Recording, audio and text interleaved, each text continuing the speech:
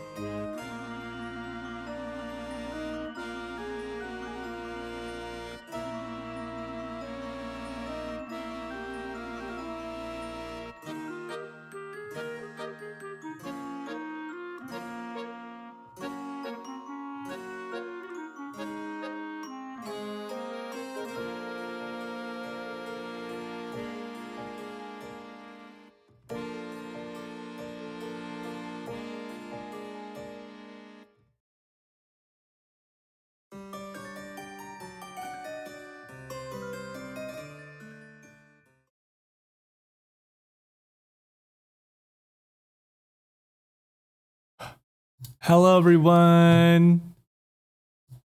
Good morning, everyone. Hello, hello, hello, hello. It is currently a very scary 3 a.m. stream for Parokia. I hope everyone's doing good today. I don't know why I decided to stream today. Just felt like it for some reason. But hello, Mexican 007. Hello, Rain. Hello, Otter. How are you guys doing? Hopefully you guys are doing good. Happy 1 year subscribing to me, Rain. Thank you so much. Thank you, Rain. Thank you for the lurk as well. And thank you for the daily offering. That's freaking epic, man. Hello, Octa. I accidentally took a slip when I got home, so I'm here now fully awake. Hello, Octa. Welcome in. How are you doing? I'm doing fantastic. Thank you for asking. Hold on. We're going to switch to the game right away because I just kind of wanted to, hang out and build in Minecraft. Hold on. Maybe I should send my live link. I know, I kind of want people to, if the people are awake, you know what I mean? If the people are awake, it'd be cool if there were some people to hang out with. But how are you doing, Octa? How's everyone doing? Hope you all are having a good day. Good afternoon, Mexican 007, of course.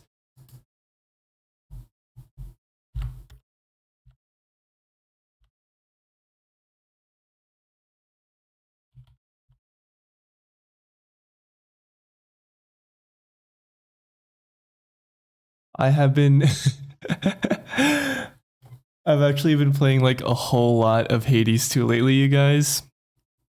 And if you guys weren't here my last stream when I first came back from my little hiatus, I accidentally beat I accidentally beat Kronos and I didn't mean to. And I absolutely didn't mean to beat Kronos on my first run. But since then, I beat Kronos again, and I got further going up to Mount Olympus, actually. And I was contemplating on actually, like, on actually hold on, I'm gonna turn my music down. I was actually contemplating on streaming Hades 2 tonight, but you know what? I was like, I haven't been on the NeverLive server lately, and I know V-Rise just launched her community Minecraft server, and I have been playing on there for a little bit. But you know what? I wanna give NeverLive, the NeverCraft server, a bit of love, since I don't think anyone's been on here for a long while. Paros, my name first they love me. I do love you guys equally, not parasocially. I love you guys all the same. VUcraft, it's true. I've been playing a lot. I've been playing quite a bit of VUcraft actually, not too much. I know some people have been on. It's kind of awesome again to see that, to see some chatters, to see some of Vu's chatters in a Minecraft server. And honestly, we haven't done that in a while. Like a NeverLive and like communities type of server since like I guess Vico's like 1 month server like last 2 years ago, almost 2 years ago almost. So it was actually nice to see some faces that I haven't seen, at least on Minecraft. You know, I see you guys all the time in other people's chats, so it's nice to get to interact with you guys. Yes, the Wismus server, I missed that place. I put my resignation at work on Monday. 2 more weeks till I leave the stupid job. Oh my god, I hope for the best for you.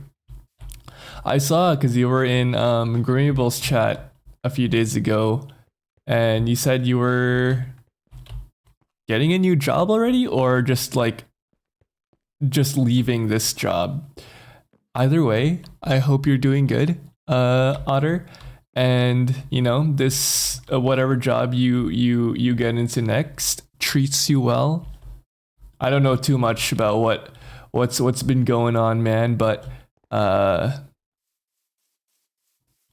hope you have a better time with this one. I heard not too great things, or at least like just in passing, in your current job. I don't know.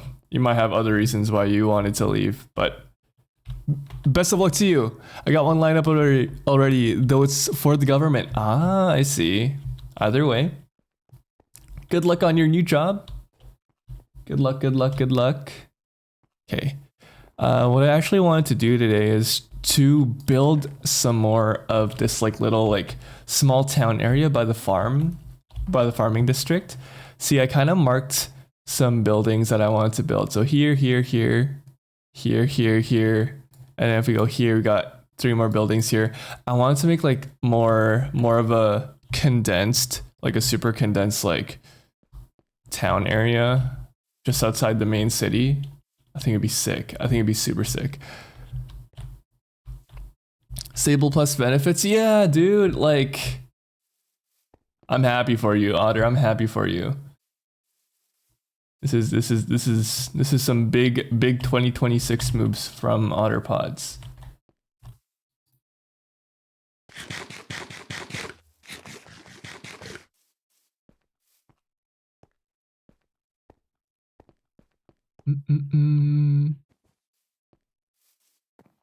I can't be too loud tonight because it is 3 a.m. in the morning and my roommate is sleeping. I don't think she'd be too happy to hear me like talking too loudly on stream, but I wanted to stream. I didn't feel like streaming earlier today, but now I do. And you know how it is with Parokia and streaming, is that I will stream only if I feel like it. Doesn't matter what time of the day, I will go live if I feel like it. It will kind of be an ASMR stream. Hello, Distilled. Dink Till Water. I've seen you in Vico's chat. How are you doing? Welcome in. Hopefully you're having a good day, whatever time of day it is for you. Okay, let's go pick up our stone that we cooked up over here. Biggest part for me is that I get to go from 3rd shift to 1st shift. What does that mean? What does this mean? Are you saying that like the times for your work are a lot better for you? If so, that's huge, man. That's huge. Thank you for the follow, Distilled. I'm glad I have insomnia right now. Hi, Paro. Hello, Roni. Say it ain't so. We just Thank you for the lobotomy. Hello, Roni. How are you doing today? Or this morning, I guess. Roni's been having insomnia too because she's been very VUcraft pilled. Unfortunately, I'm not in the VUcraft server. I'm playing in a NeverLive server tonight. I wanted to build a bit more here.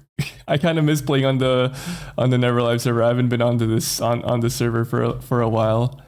I'm sleepy but good. I hope you get some rest soon. If you're feeling too sleepy, then feel free, of course, to tuck yourself in. Insomnia is a pretty cool super. It's my only one. I don't know. I don't know about that. You have some other pretty cool superpowers. You did make 113 slide PJSK presentation for me, which is a pretty cool superpower, I think. Whip that baby up in 2 days. I get to work in the morning rather than night. Yeah, that's awesome, dude. I heard, yeah, like you've all the shifts that you've done ever lately for at least for your current job have been night shifts, and I know how night shifts can be. They can be pretty rough. That's just called being mentally ill. It's okay. Aren't we all a little bit mentally ill? Some might consider that a superpower. I agree. Give this man a true. Give this man a true, I think. Stream. I'm doing good. I just noticed you were streaming, which is perfect because I have this 8 a.m. lecture is not for me. I hope you have a good time during your lecture, and hopefully you do listen a little bit. But I do appreciate you tuning in, and I will do my best to entertain you while you're having to sit through your boring lecture. Stream, yes. It seems that like every time I go live these days, Avery's bewildered at the times I decide to go live, which is very, very funny to me. But hello, Avery, welcome in. Hopefully you're doing good today. Let's put this one away. Let's get some apple logs. Apple logs are pretty much just oak logs, but they look a little bit different with their bark. Hello, Avery. Avery, big chungus lymph nodes.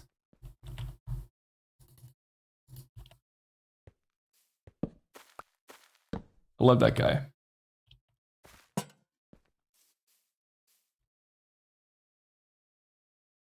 Oh, I think I should make this into some of this into stone bricks. Hey Avery, how long until you can change your not Steam, what?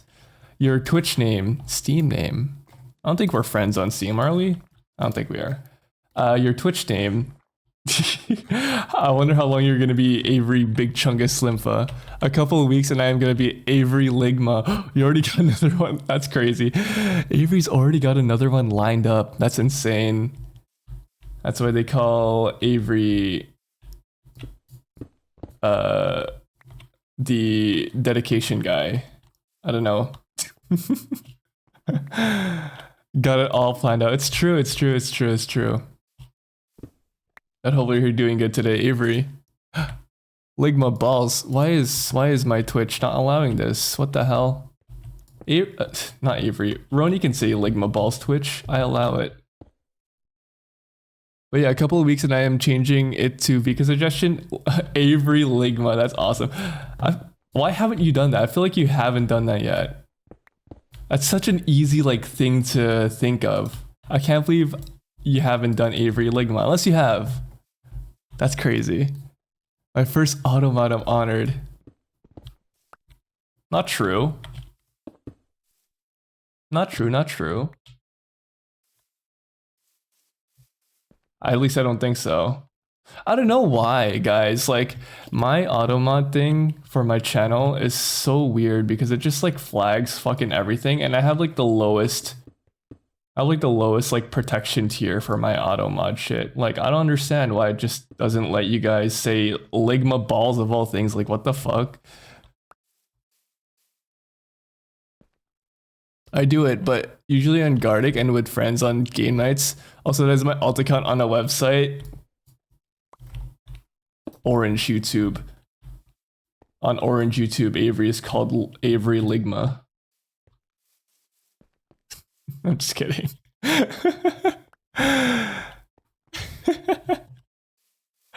It's okay, Avery. Your secret's safe with me and with the rest of the people in chat. It's okay. It's okay. You guys promise to not say Avery's little secret on Orange YouTube that their name is Avery Ligma.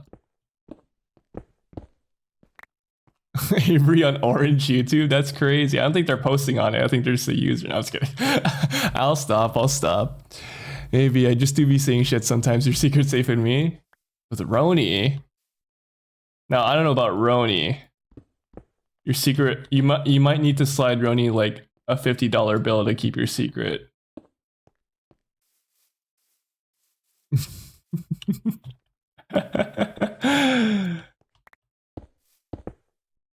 We're just doing some texturing chat. I just wanted to like break up this like Cocky go boing boing. Cocky go boing boing. Hello T, welcome in. How are you doing T? Oh my god. T is a recent friend that I guess acquaintance, friend. T, can I show the cool little thing that you drew for me earlier today? How are you doing T? Welcome in. How are you?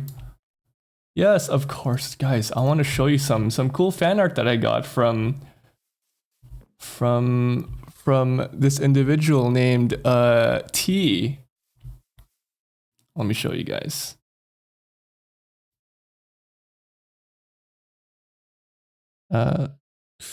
Image. Okay. But hopefully you're doing good tonight or this morning or today. I don't know what time it is for you. Fan art. Guys, look at this. Oh, it is massive. Hold on. They drew me a cool like icon because they were like they were offering some like some free services, and if I could tip them I would. Honestly, this is amazing work. And they were like, I'm gonna draw you, and I was like, oh my goodness, go nuts. And then a day later they came out with this, and it's so beautiful and so gorgeous. Thank you again for doing some little a bit of fan art and drawing me. This is so cute. Thank you. I might switch my Twitter icon to this. Okay, let me get rid of this. let me remove this for now. But thank you again. Thought it was mousepad art? Guys, might be. No, I'm just kidding. I'm not gonna have merch stuff anytime soon. But I did hear some of you guys got like Vico's merch come into the mail, which is super exciting. Good job. I know I'm congratulating you guys like you achieved something, but I'm happy for y'all for getting your first bit of Neverlive merch. This is epic. Hold on, let me read up. A fellow European, yes, they are European. 9 a.m. I just woken up. Good morning. How are you doing? It is also morning for me, so like much earlier than you. It's so pretty. Yeah, they have such pretty art. Europeans to band together. Europeans have to band together. I love streaming at this time because sometimes I get Europeans, sometimes I get Australians, and sometimes I get people like random people from like an Asian country, usually the Philippines because I do have the Filipino tag on my streams. But I do really enjoy streaming like really early. I rarely get like people that are in like NA come in during these times. Not that I hate people from NA. I'm from NA myself, but it's just nice to see like a different demographic of people, you know what I mean? I want Paro merch. Need to put you in my why the freezer of all places. Hold on. I just saw Mexican 007 say puto bung bung. I'm on Marketplace and food popped up. Puto, it looks like bread. Another food is called puto. Yeah, that's Filipino food. Yeah, puto bung bung is like a type of rice cake made from like glutinous rice flour. Usually it's like topped with a square of cheese and it's baked like that, and then you would eat it with a special type of dish called dinuguan, and you kind of dip the bread into the I guess you would call it a stew. The dish is like a stew and it's good. I'll let you guys figure out what dinuguan is. I'm not gonna say on stream, but in the Philippines we call it like chocolate soup, I guess.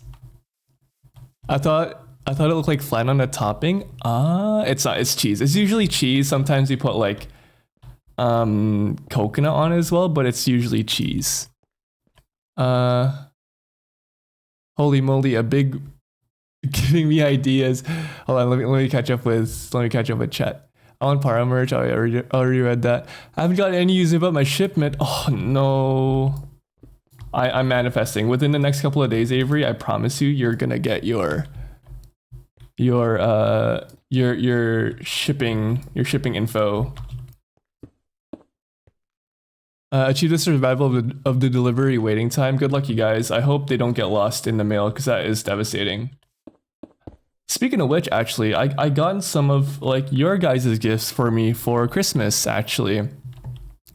I received some of your guys' Christmas presents. I'm still waiting on one, which is the Nendroid. But I got the 2 Nier Automata books. And then just today, I got the Malice Miser CD that I think, let me think of who gifted that to me. I think it might have been, I can't remember. I think it might have been Potato. I think Potato gifted me that one. Avery was the Nier Automata books, which was a funny story because they gifted me something else on my throne, but unfortunately the eBay seller was out of stock for that item. So I was like, is it okay if I like buy something else with the money? I'll look for something else. And I found the Nier Automata books, which I could buy 2 with the same like price. And then they're like, yeah. And then they arrived. They were the first thing to arrive because, you know, it was shipping locally. And I was very excited. I'm very excited. I kind of want to like do a reading of it on stream because it's like a bunch of like short stories based around Nier lore. And then, I don't know, I'm thinking about it. I like reading. Reading is one of my favorite things to do. And I'm waiting on the Kainen Android. Dinuguan, holy cannoli. Yeah, did you look it up? It's very good. It looks a lot scarier once you know like what it's actually made of. It's not chocolate, I'll say, but it's very good. It's actually super good. And depending on where you're from in the Philippines, or depending on where you eat it from in the Philippines, they have like different variations. Sometimes it's spicy, sometimes it's more sour because some regions use a bit more vinegar, some regions use a bit more like chili peppers. Also the texture sometimes changes depending on the region you're from. For the stew, sometimes it's like thicker. And some other regions it's more soupy. So the place where I'm from, they like to make it like more sour and a lot thicker, which is my favorite kind because I grew up with that kind. Hello Riri. Hello Riri. I need plushies of the Neverliver so I can soak you all of you in milk and throw you against the wall. Avery, that is something that Soriel likes to reference a lot. That's so funny. Fire cooking stream, please. That's one of my ideas. That has been one of my ideas in the future. Actually, guys, I can do This is gonna be a just a fair warning. This is gonna be me plugging my throne because I'm a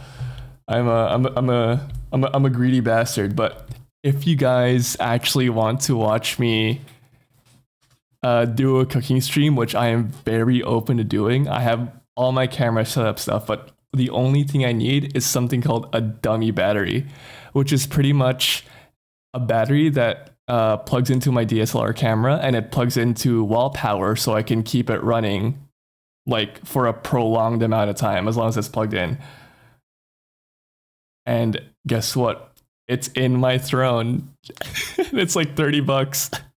If someone wants to, if you guys want to help a paro out and you guys want to see some like IRL streaming content, I'll be a very happy automaton.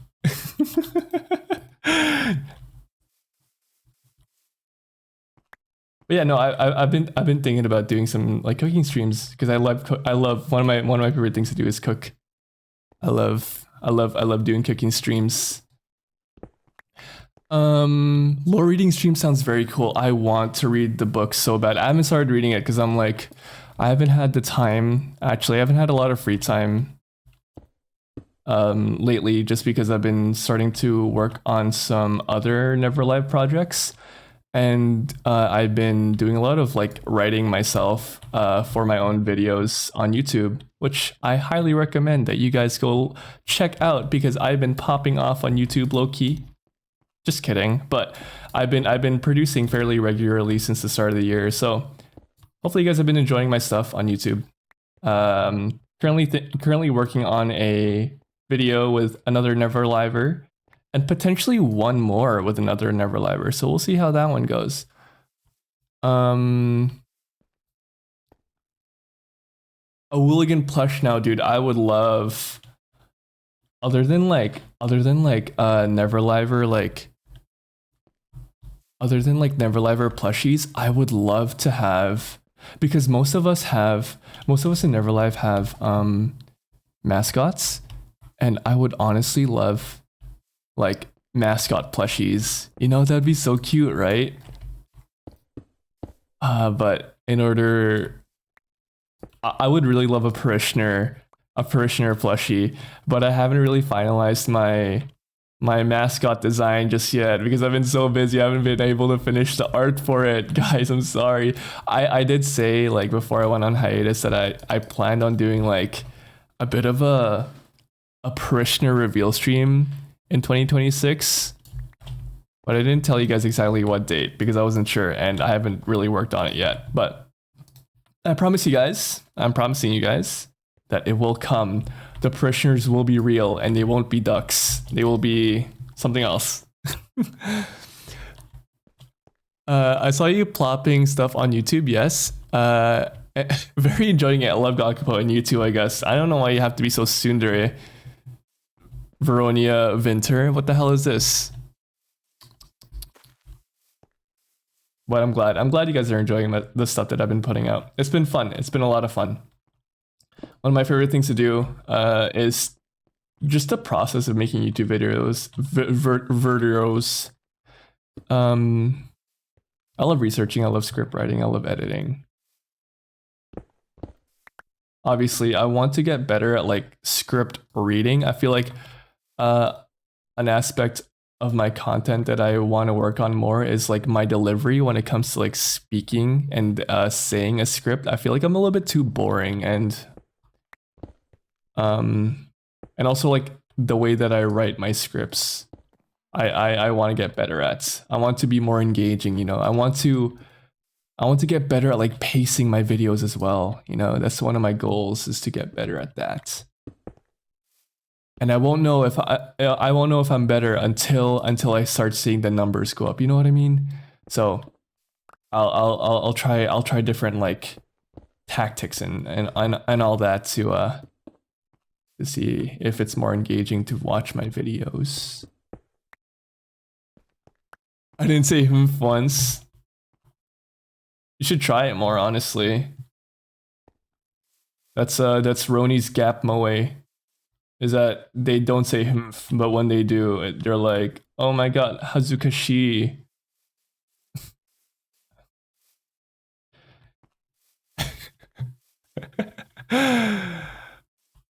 Swing around a Mari plush like a flail. I feel like the Mari plush would be a big seller because it'd be so long. I feel like you freaks, you Neverlife freak fans would like put like iron weights on Mari's head and actually turn into a weapon. You guys would like, you guys would sew like metal spikes onto its head and actually use it to cause massive violence upon other people. upon other brain worms. That'd be funny. Don't actually do that. That's kind of fucked up, but it'd be funny to see regardless. Just attaching like free weights inside Mari's head, inside the Mari plush head, and like sewing on like metal spikes.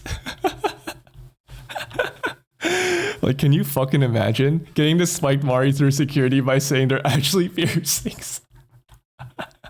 Guys, I'm giving you guys like really bad ideas. If one of you freaks actually end up doing this, please don't pin this on me. I don't want to get in trouble with Neverlife management. I don't want to be like, I don't want to sit in Rain's office, HR's office, and them slipping me like a police report of like 15 dead brain worms bludgeoned to death because of an alleged like because they allegedly like attached metal weights and spikes to the end of the Mari plush days after the merch drop happened. I don't want to be attached to a crime, you guys. That's crazy.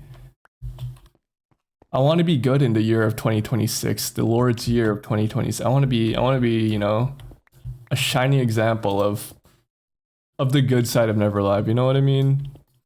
I want to be a say so streamer this year, chat. I don't want to be attached to a heinous murder, a massacre, the brainworm massacre of 2026. Just like 15 of you guys just like found dead with all your skulls cracked open.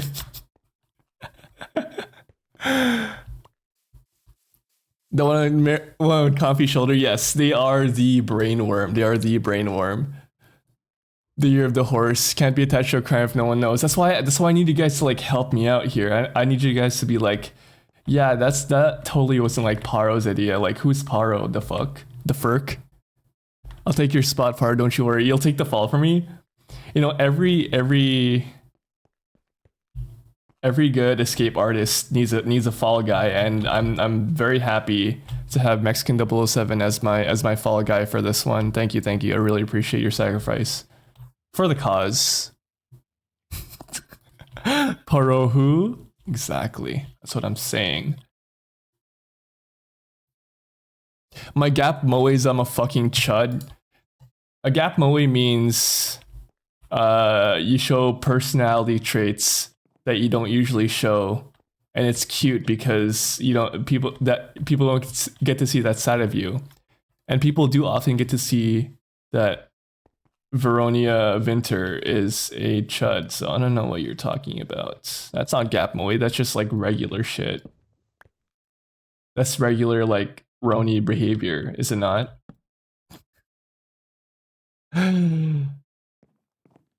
Hey, look, it's okay because we chuds gotta stick together, right? We chuds gotta stick together through thick and thin.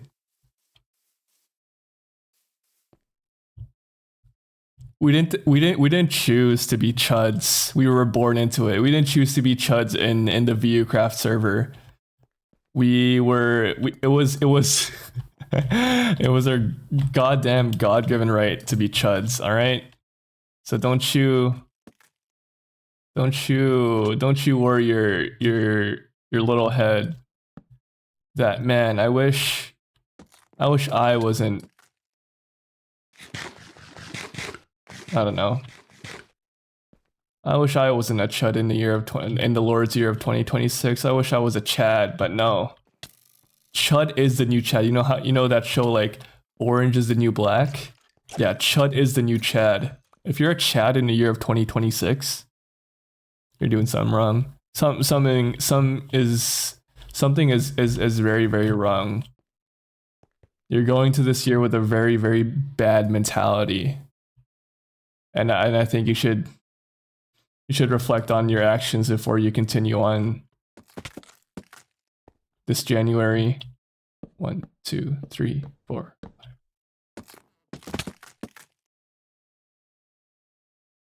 5. Being born to Mog, forced to chud. What does chud mean in your words, fellas? Exactly. I don't want to be a chud. I'm sorry to say, Avery, but there's just some things you can't decide, and these are one of these things. This is one of these things, and it's like being a chud is something that you shouldn't change about yourself. 6'7", 6'7". I'm such a bad fucking chud. I believe personally I am a brick. Hey man, I'm happy for you. That's true, we are giving this burden to bear. I gotta sleep. Good night, Mexican007. Frick my stupid chud life. Frick my baka chud life, man. Sleep well, Mexican007. Hope you have a good rest. And you had a good, like, because you said you were doing some marketplace hunting. Hopefully that went well. See you next time. Bye-bye. Oh, I should make some scaffolding, chat. How do I do this? Stone cutting. Let's go get our boatload of scaffold. I mean copper from the smeltery.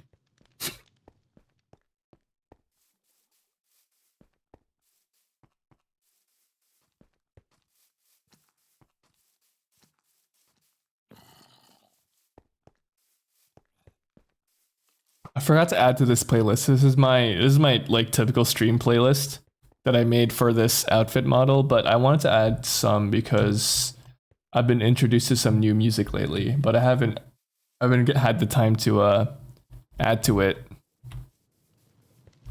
I feel like I should after this stream. I don't want to do it this stream.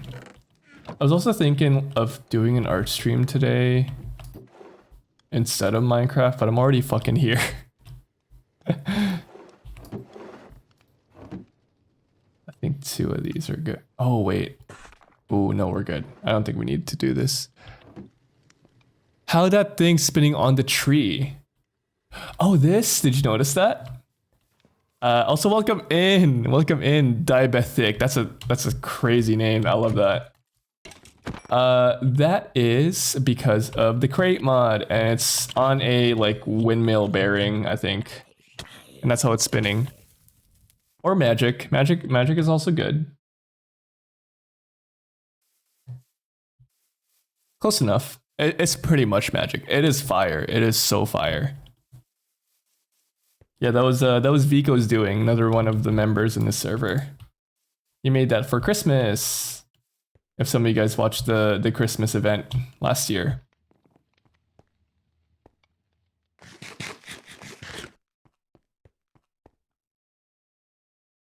Drinking water.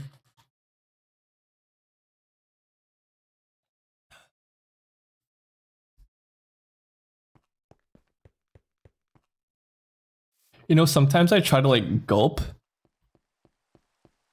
I hate time. Technically it wasn't like too long. It was like around almost a month ago actually, but technically it's last year. It really freaked me out. It wasn't that long ago, you guys. Don't you worry. Don't you worry. We're not withering and dying just yet. I mean, we are, but Cocky go boing boing. not at the rate that you guys are thinking of. Thank you for the follow, Diabetic. I love your name, by the way. That's a freaking awesome name, dude. Look. Low, genuinely, this world is beautiful. Thank you, man. I appreciate it. A lot of this area was built by me. But a lot of the bigger buildings actually were built by the other members of the server. This one wasn't built by me. This one was by Gurmiable. This one was by Rain. This is one of my favorite buildings. This one was Rain's building. It's the observatory, and then that's Vico's. Vico did this one, and a bunch of other buildings were built by other people in this city. This is kind of like the main hub for the server. Can I ask your pronouns? I go by they, them. Thank you for asking. It's also listed in the title and I think in one of my tags. I'm non-binary, but thank you for asking. I really appreciate it. Every time I see good night plus time, I think about that guy who says bye bye, have a great time at the end of American Dad, a long time. Exactly. Oh, you're good. Don't worry about it. I really appreciate you asking. People don't usually ask, and they just like either don't say it out of respect or they just like assume based on like my voice. But I really do appreciate it. Thank you so much.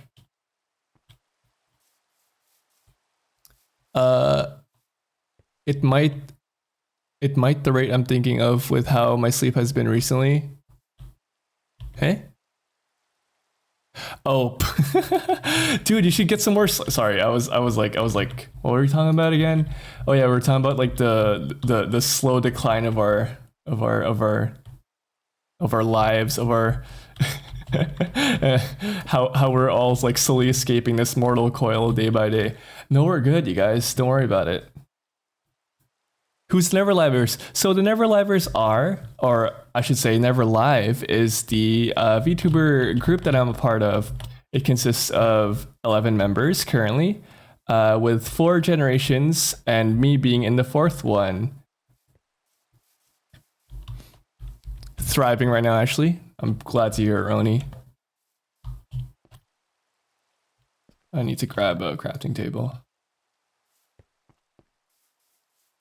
Pretty cool. Yeah, it is pretty cool. What else can I say about Neverlive? It's not a VTuber corpo in the way that you might think. It's more of like just a content creator collective of people who share, who have shared like world building lore, and it's a big like creative project, or everyone who's part of it contributes. And other than that, honestly, we're just a group of very passionate like artists and creators who just want to make something cool on the internet, and hopefully you guys find it equally as cool as we do. Unlike their name, we are usually live. Honestly, Neverlive has been on a great like run the start of 2026, because 2025 was a pretty rough year for us with like our scheduling and stuff. But honestly, a lot of people have been going live, and you know, we're more connected than ever in this group. It's very exciting. 2026 is the year of Neverlive. But yeah, that's kind of what our group is all about. Yes. If you look at my recommended channels, my gen mates are listed first, and then subsequently like it goes by generation. But all of the recommended channels and all of the Neverlivers are linked in my channel as well. I kind of wish we had like a central like Neverlive like link to tell people like what is Neverlive. But we haven't gotten around to it. Hopefully we will this year. I hope we get around to it this year. We really need one, because there's gonna be more and more people asking, what is Neverlive? And it'll be a lot easier for us to send a link than to explain every time. Not that we hate explaining. We love explaining.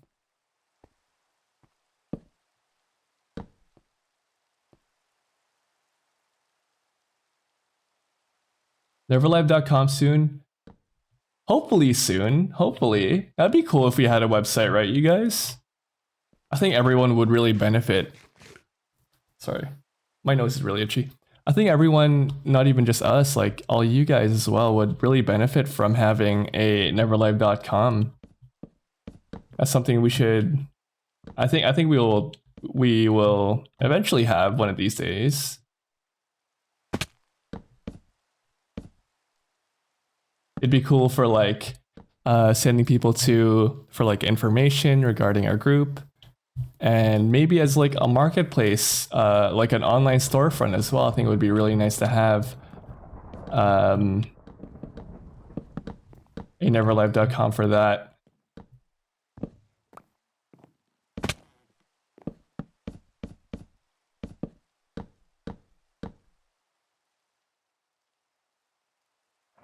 Never Weekly, the Never site. This comm is pretty wholesome. Banger song, by the way. Thank you, thank you. It is usually in another Neverlive stream, and in fact, this is one of the few times I've been in another stream, but it feels just as homey. I'm glad, honestly. It's actually super awesome that a lot of you guys have been coming from like other Neverlivers, like streams, and you identify with the one that you met the most, the one that you met. What am I trying to say?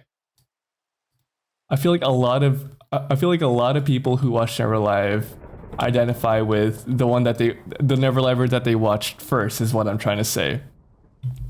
But it's really awesome as well. I want to add that you guys also take the time to check out the other people in this group, which is super, super freaking epic of you guys. Wisp Yang, yes! I love the wisps.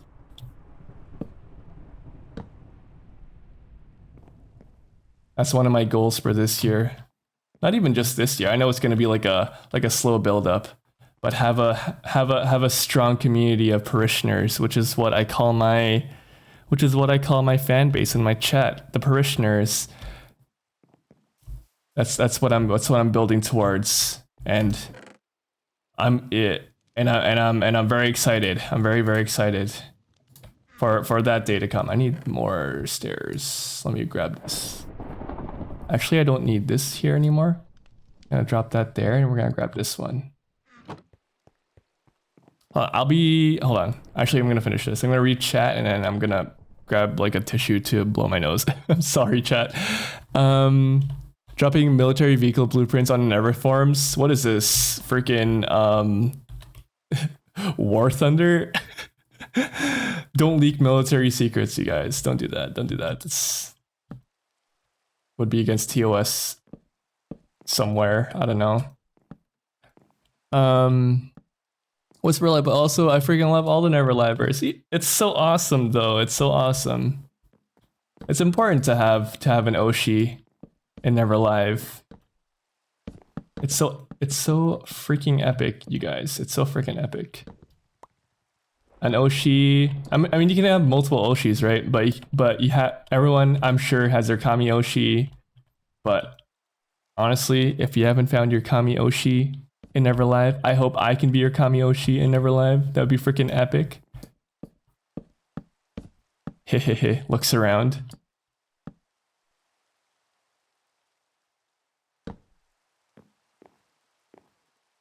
Once a wisp, always a wisp. True, true, true, true.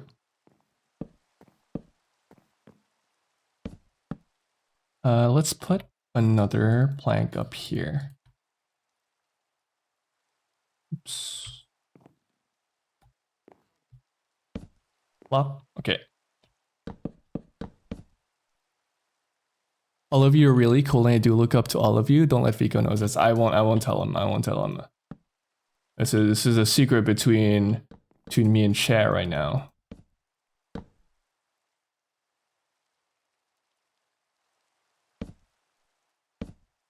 You can be mine.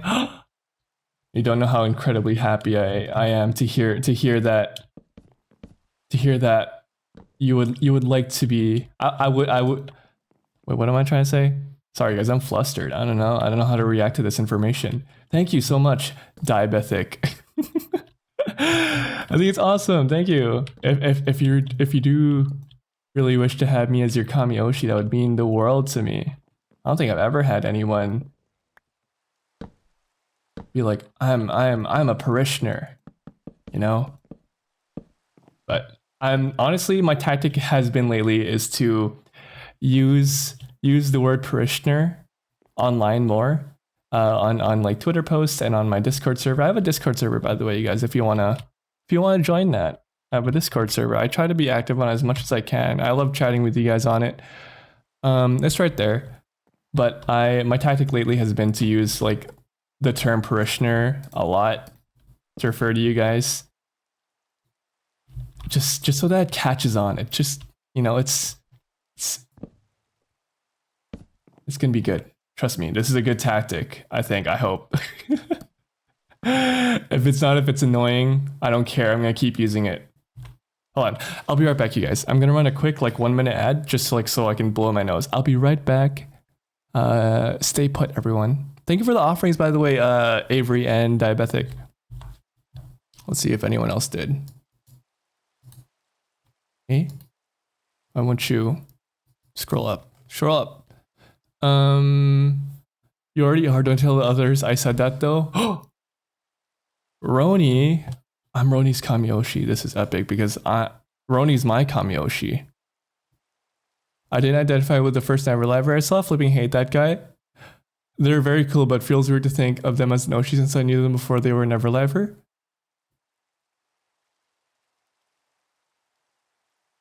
Like real shit. Don't tell me who it is, because I don't want to be I don't want to be like spreading any drama you may have with the person. This is a personal you thing, but I respect that if you think that way. I want nothing to be a part of it, is what I mean to say. Paro has been wanting a parishioner. Yes, no drama. Exactly. Parish plus prisoner equals parishioner. Exactly. You caught on. Anyways, I'll be right back, you guys. BRB.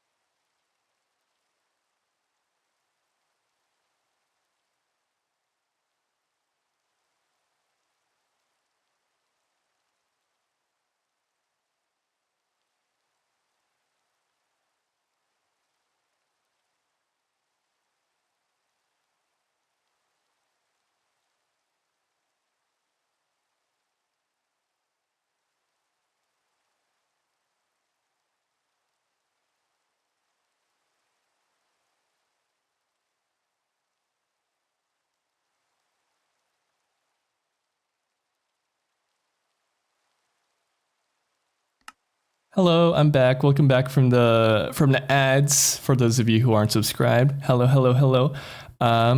Sorry, I just had to like wipe my nose. Parish plus prisoner equals parishioner. I never thought of it that way. Actually, that's a pretty good like connection. Unfortunately, parishioner is a real thing, but. Because okay, here I'll explain why. Because parroquia is my full name, and it is the Tagalog word, the Filipino or Tagalog word for parish in English, and a parish is just like it's like a term you would use for like a church or something, like a community of like churchgoers, I guess. And a parishioner is people who attend that particular parish. I'm sure you know this. Parishioner, but to think of it as like a parish plus prisoner is also really cool because that's a good connection. I like that. That's awesome.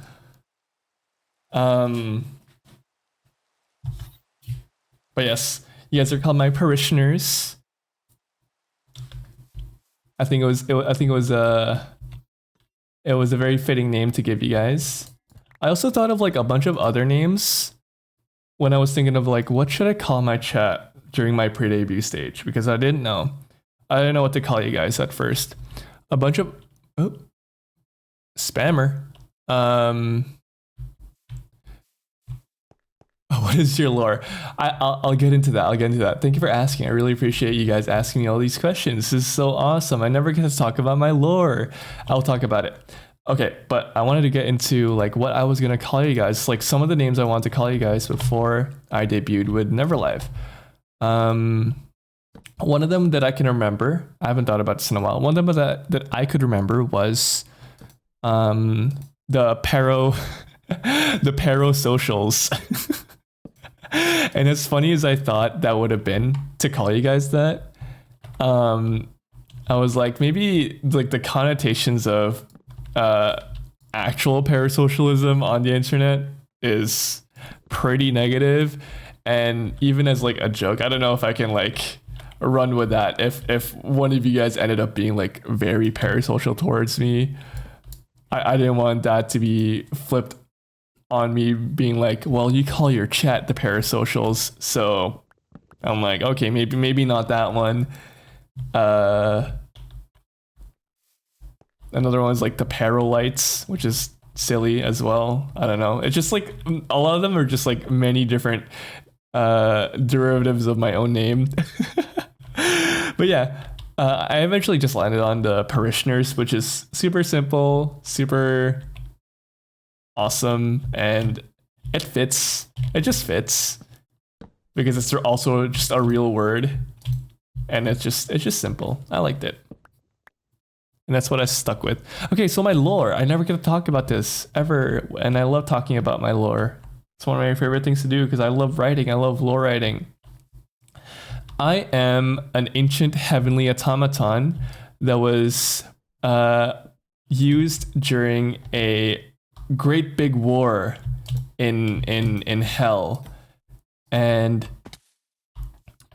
I was one of the last ones left because I was my remains were found at an old city ruins that went sorry, I'm stuttering. I'm sorry. Hold on. And my remains were found at like an old city ruins, at an old like battlegrounds, after like a bunch of like wanderers found my body, and then they revived me, and now I'm like alive, and my lore is currently I'm a demon hunter that's currently in hell. but I'm also like very, very lost, and I don't know what to do because I've lost my purpose. Since I'm an automaton, right? I've been given like a directive. But since the war has long been over, I don't really have a directive, so I need to find another purpose in life. And currently I'm figuring out what that purpose in life is. I don't know. But yeah, I'm an automaton. I'm a ball jointed doll. Hold on, I can show you guys my my full model so that you guys can see like the ball joints. All good, OG, you got this. Thank you. Demon Hunter. Wait, that doesn't include evil ghosts, right? Maybe.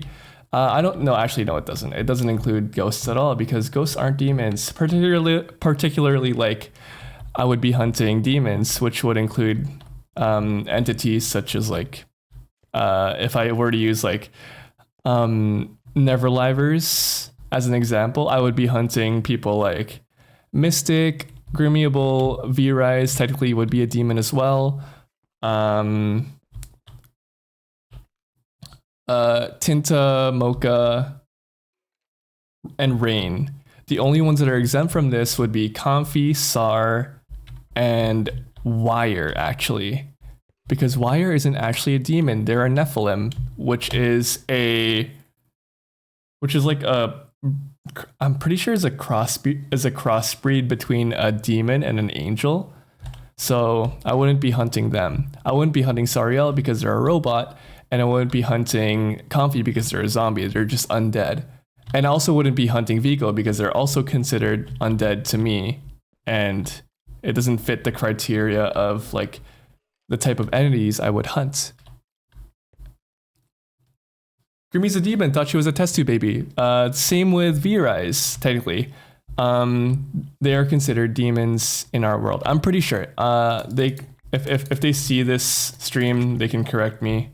But I'm pretty sure they are still considered demons. There's different like tiers of demons in the lore. I won't get into it because it does get pretty extensive, and we're not really 100% solid on everything. It'd be a waste of time for me to talk about it, really. But Grimmy, as far as I know, Grimmy and V-Rise are considered demons. Which would also fit for Tinta and Mocha.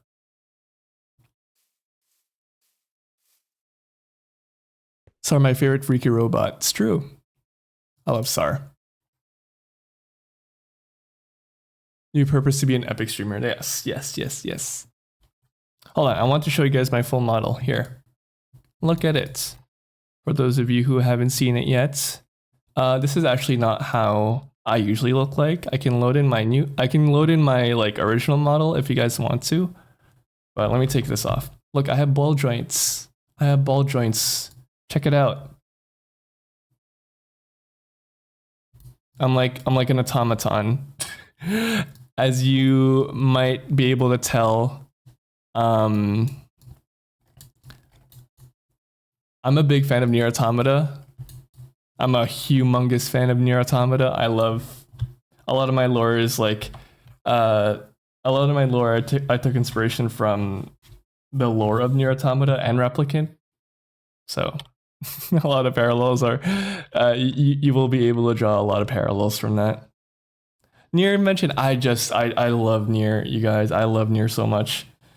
Oh, I love Nier Automata. It's my favorite franchise, and I hope Yoko Taro does more shit. They have been posting some like stuff lately, which has me in a Nier community very excited to see what he's been cooking. I'm not sure if it's just like under a thing to do with Nier Automata or a new IP, but regardless, I will consume anything that he puts out, right? Just a little fan. So cute, so articulate. Thank you. Correct you. If they do that, they're definitely demons trying to trick you. It's just like, honestly, if they say I'm wrong, it's just the demon propaganda, right? It's just demon propaganda. Trust me, you guys. I will do my best to not feed into that. I'm kidding. Anyways. These houses aren't going to be very like detailed.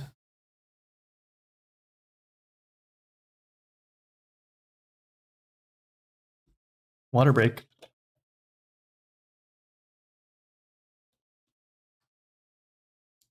Just a little fan.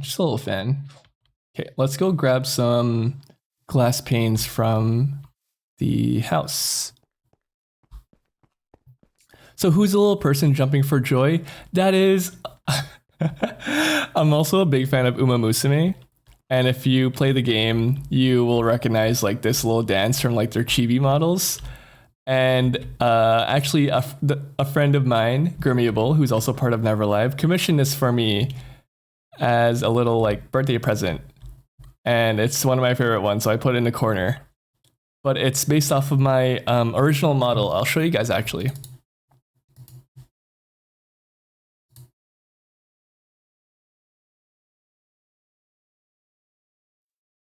There we go. See, it's based off my original model. I have big old boobs. I have big old hunkers on my original model. But yeah, this was my original model. I also have like an eye patch, just like the little jumping guy.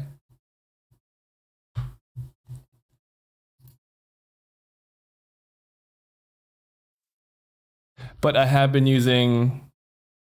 Why is one so veiny? Okay, so what looks like veins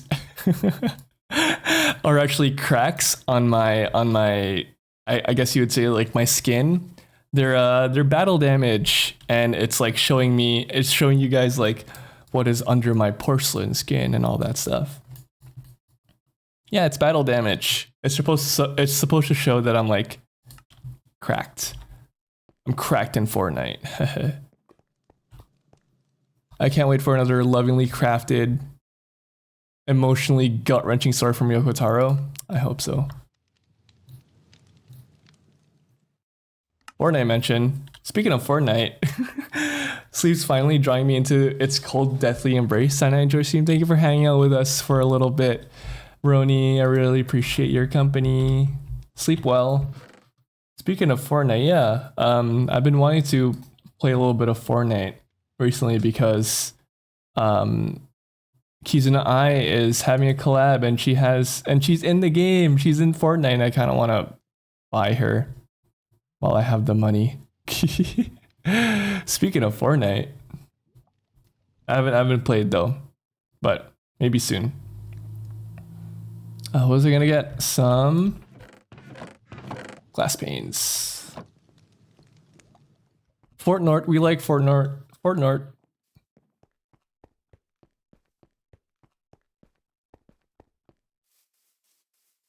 Guys, please listen to one of my favorite girl groups. Please, please, please, please, please. That's playing right now. They're called Phantom Sita. They're my favorite, like retro horror themed girl group. They're J-pop. They're awesome. Their producer is Otto, and I love their music so much. They're playing right now, actually. I really want to buy their first album CD. It's on my bucket list. Insomnia finally getting bested. That's not good. Keep fighting the sleep demons. No. Go to sleep. Don't listen to chat, Roni. Don't listen to them. You're probably already going to sleep.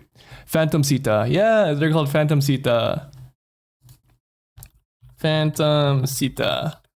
But sometimes it's translated as Phantom Theta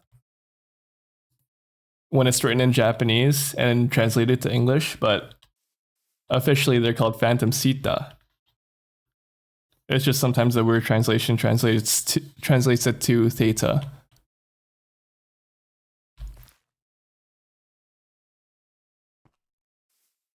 I think I want to get some trapdoors in this bitch.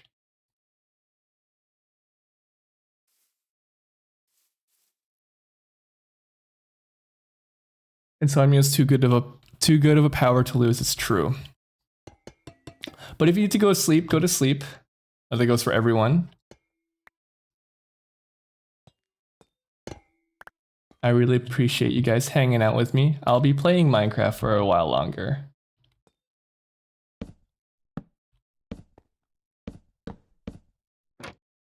I might lock into some of these buildings.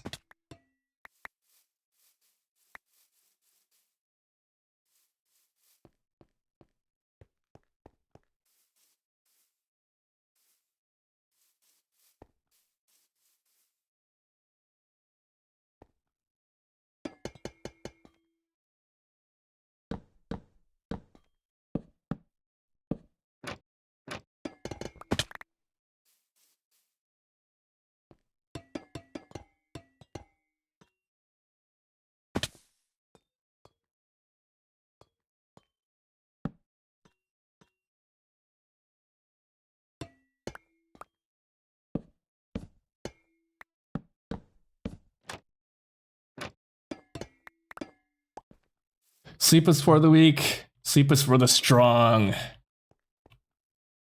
I love sleeping. Guys, I don't know about you guys, but I feel so depressed. Like, if I don't get enough sleep, and I know I'm gonna be so depressed later after I eventually get really tired after the stream and then go to sleep and then wake up, I'm gonna be like, ugh, I feel terrible. But I don't know. I like having a good sleep schedule, but sometimes it's just so hard to keep up with it. You know what I mean? I'm sure a lot of you guys would understand like this struggle. Sometimes you just want to be doing stuff. Like even if you really need to go to sleep, sometimes you just want to be like doing shit. But your brain's like, no, you should be I don't know, fucking drawing, playing games. But for the most part, it's just like training it. If I really want to get out of it, I just need to train my brain to be like, no, after like so and so time, I'm gonna put away my devices. I'm gonna put away my phone. I'm gonna just like try my best not to touch my PC. Try my best not to like scroll on TikTok. You know, after like I don't know, let's say like after like 1 a.m., I should be like, okay, lights off, go to sleep. It's better to sleep for at least like 8 hours than to suffer the rest of the day being like sad and shit. I know, I that's totally like what I'm also like, what I also struggle with, Okta, is that it's a time skip technique. What sleep is it part of the lore? Well, in lore, I technically don't need to sleep because I am an automaton that runs on a mysterious ancient energy, so I can run indefinitely. However, there's a little soul inside this automaton that needs desperately to go to bed sometimes, and as much as the physical automaton is like, oh Paro, you need to be doing other things, the little soul inside of them say, no, you need to go to sleep. But sometimes they win, sometimes they don't. It's always a battle. But yeah, no, it's especially hard if I feel like I haven't done enough that day. Today I didn't feel like I've done enough, so that's why I'm like here and I'm trying to do my best to like make up for like me being lazy today, even though like it's honestly probably better if I was just to like reset, call today a day and just like go to bed instead, you know what I mean? That's probably more healthy and for my mental health as well. 2 games are free to keep on Steam if you want. The Crown Champion, Counter Stickman, no idea how good they are, but free game. There was also a free game, well, not anymore, but there was a free game that I picked up recently on Steam that was called Initial Drift Online, which is like a game that's inspired by Initial D. But I picked it up because I thought it'd be cool, but apparently you need a pretty good like you need a pretty good wheel as a controller to play it. So I was like, I don't have a wheel. I probably can't play it.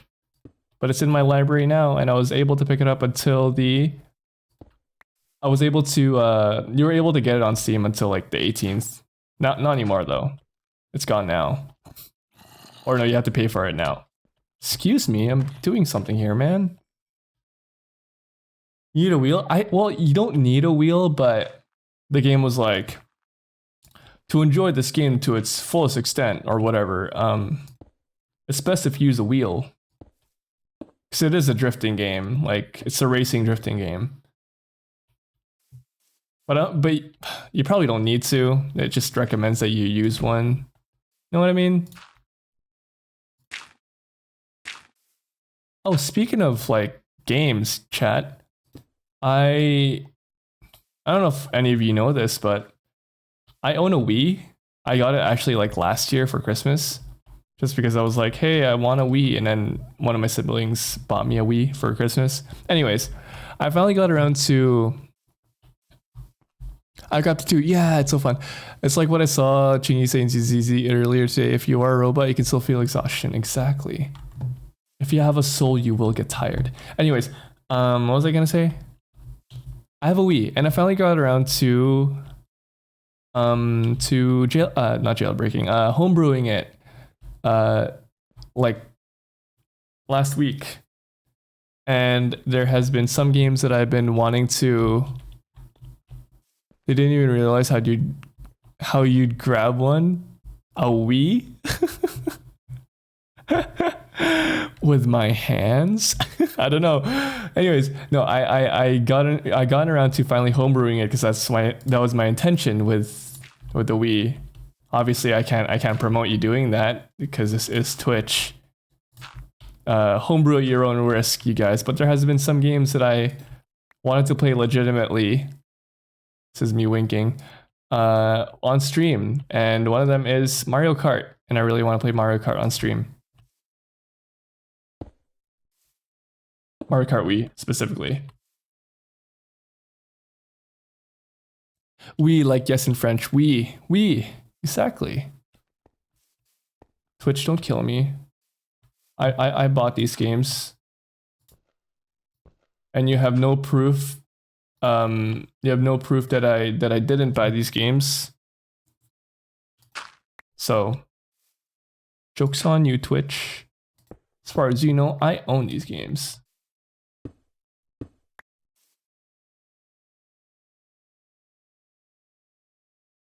I've seen it, but I'm very to mess with my old consoles, and also I have previous experience with it. I was a bit scared as well to like start homebrewing it. Obviously, like do it at your own risk, you guys, if you want to do it. Because you know, for consoles and systems as old as that, you have a very high chance of breaking it. But thank goodness there is a lot of like guides and resources online to teach you how to do it properly. And I followed one that should definitely be the only one that you use to if you want to modify your system, right? And it's just like it's like a thread on Reddit which just guides you through it. No, it's not a thread. It's like a site. It's like homebrew, whatever. It just guides you through it. It's like it takes homebrewing the system takes like an hour. It takes a while because you need to like put in your SD card, take it out a few times, let it run like a program on it, whatever, right? But it's the most reliable way that won't break your system, and I definitely didn't want that because I want to actually use it. You know, I'd never gotten to use it properly before. Very wary, yes, very wary. But yeah, no, I totally understand if it's like a system that you've had for a long time and you have a lot of memories, and you'd definitely be like scared to do any sort of like modification on it, which is fair. You know, you wouldn't want to do that if you've had it for a long time. But it definitely was a good learning experience. I never got to do that before, and it was actually kind of fun. And it went super smooth. No hitches, no bad code or whatever the hell happened or would happen.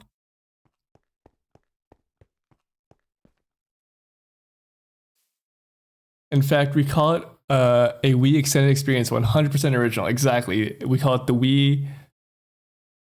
Wii Plus. The Wii Plus edition. Anyways, you guys. Give me an eye patch and I'm a pirate. Exactly. If you're like me and you like to sail the 7 seas,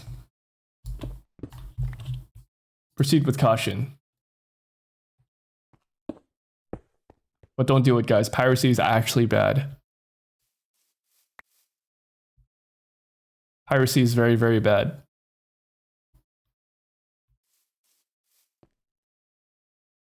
Don't do it. Piracy is terrible. I think you should give all your money to these corporations and just support them.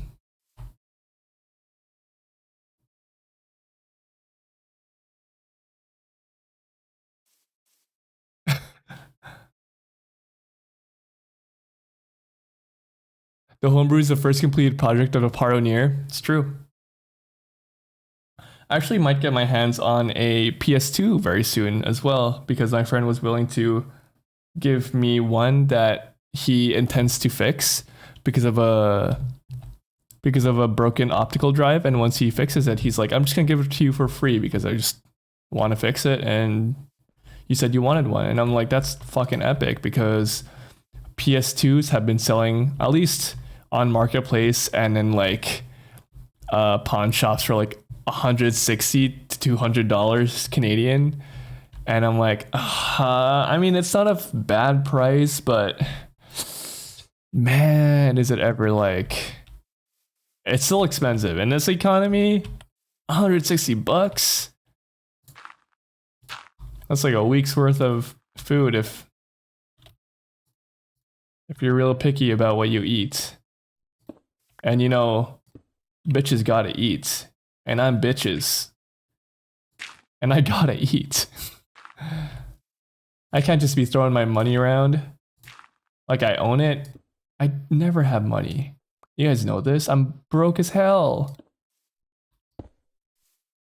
So if I can get a gaming system for the free, I'll take it, man. I'll take it. I'm yoinking. I'm taking the opportunity. You gotta be opportunistic in these times. I believe the Tesco employee has noticed my screen with Parokia on it while I tried to scan my club card to give them Paro's link. I'm advertising. They looked at me and went to go help someone. They're definitely a watcher. They definitely know. They know. They're a subscriber for sure. They've seen my shorts. They've seen my YouTube videos. Preach.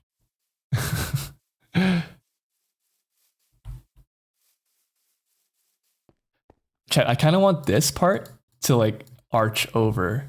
Do you guys follow the vision that I'm having with this? See, I was originally thinking like, okay, hold on, I'm gonna build like a chest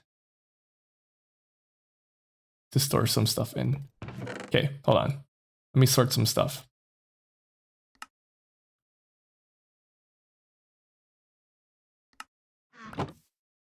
Chat, genuinely though, like, low genuinely, it would be pretty fucking crazy if, actually I put this in the worst fucking spot possible. Low genuinely, chat, like it would be pretty fucking crazy if I met a viewer IRL and they're like, oh my god, you're Paro, or like they know Paro. Imagine if I had like merch out, right, and I see someone wearing like a Paro shirt like in my city, and I'm like, wow, there's someone who watches me that's local. That's crazy. At first I'd be scared, but then I'd slowly, because I'm low-key like a narcissist, I'd be like, fuck yeah, they should. Not to be like vain or nothing. I'd just be like really proud of myself, I think. I'd be like, wow. They reached, there's the Paro demographic has reached the local scene. About time. Of course, I'd be a lot more humble than that initially, but you guys know where my excitement comes from, right? You guys understand. You guys get it. Whatever. I don't need to explain anything. That could be interesting. They were what I estimate about 50 plus years old. So unless your viewer age is around there, I did recently get my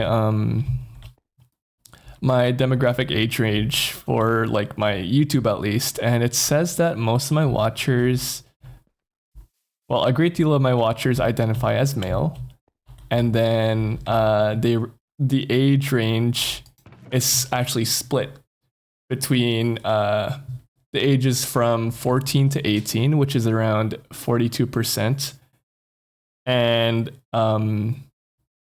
ages 21 to, wait, I wonder what, I forgot what the split was. Hold on, let me look it up on my phone. I'll be really quick with this because I want to tell you guys, it was really interesting to see like what the type of people who watch my content were. Let me go on YouTube Studio. Analytics. Okay. So audience, if I go on audience, it should tell me, okay. 18 to between the ages 18 to 24, around 45.1% of viewers watch my YouTube. And between the ages 25 to 34 is 45.6. And then the rest, 9.3%, is between the ages 35 to 44.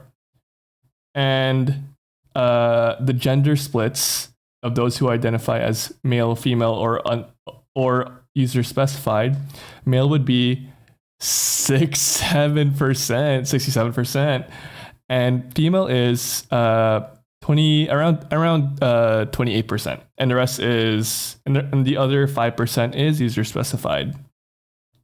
Most of you guys come from the US. Actually, no, 20% of you come from the US, and the other 20% is from Canada. 3.2% of you actually come from the Philippines, which is super interesting. I'm gonna pull a very YouTuber thing and say, did you guys know around 89% of you are not subscribed? So if you see the subscribe button as a big red button, make sure it turns gray by smashing that like button. But yeah, no, 89% of the people who watch me are unsubscribed, and only 10% of the people who watch me are subscribed, which is cool. But I like to see that. You know, percentage of people who watch me unsubscribe go down. You know what I mean? Let's make that happen, chat. Right? Let's make that happen. What would you do if I was cosplaying as Paro? I would like give you a fat freaking high five, like that's like the coolest person you could ever cosplay as, right? I like the idea of NeverCon. That's a cool name. That's a cool name for it. I like NeverCon. NeverCon 2026. NeverCon. That's silly. What a far-flung concept at this point in time. 20% ladies, that's a high chance. Ain't it normally less than 10%? Yeah. Yeah, no. I guess it would be relatively high. But yeah, no. 28% of people who watch me, or no, 29 actually, 28% of the people who watch me identify as female, which is super cool. Shout out to all the ladies out there. Shout out. Love you guys. Love the girls.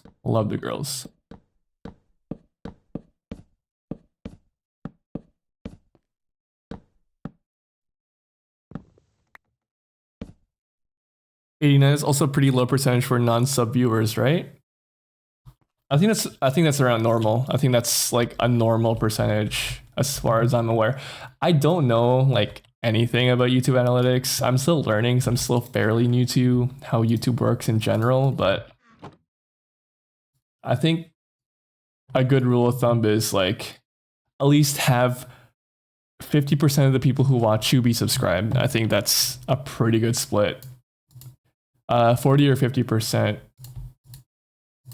Maybe that's too high. I don't know what I'm talking about, but take what I say with a grain of salt. I'm not the YouTube like expert, of course. But I don't know. Guys. I don't know. I'm not sure. Maybe I'm just saying a whole bunch of nonsense and I should just shut up.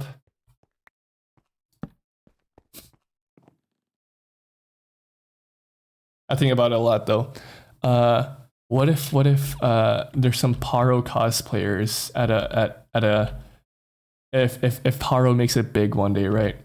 What if there ends up being some Paro cosplayers at an anime convention? I think I'm a fairly like cosplayable character, right? I think that's a cool concept.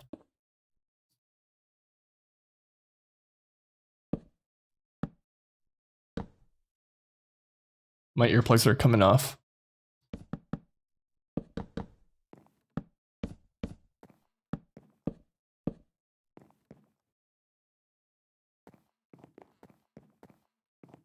I'm gonna go grab some fences from the other house.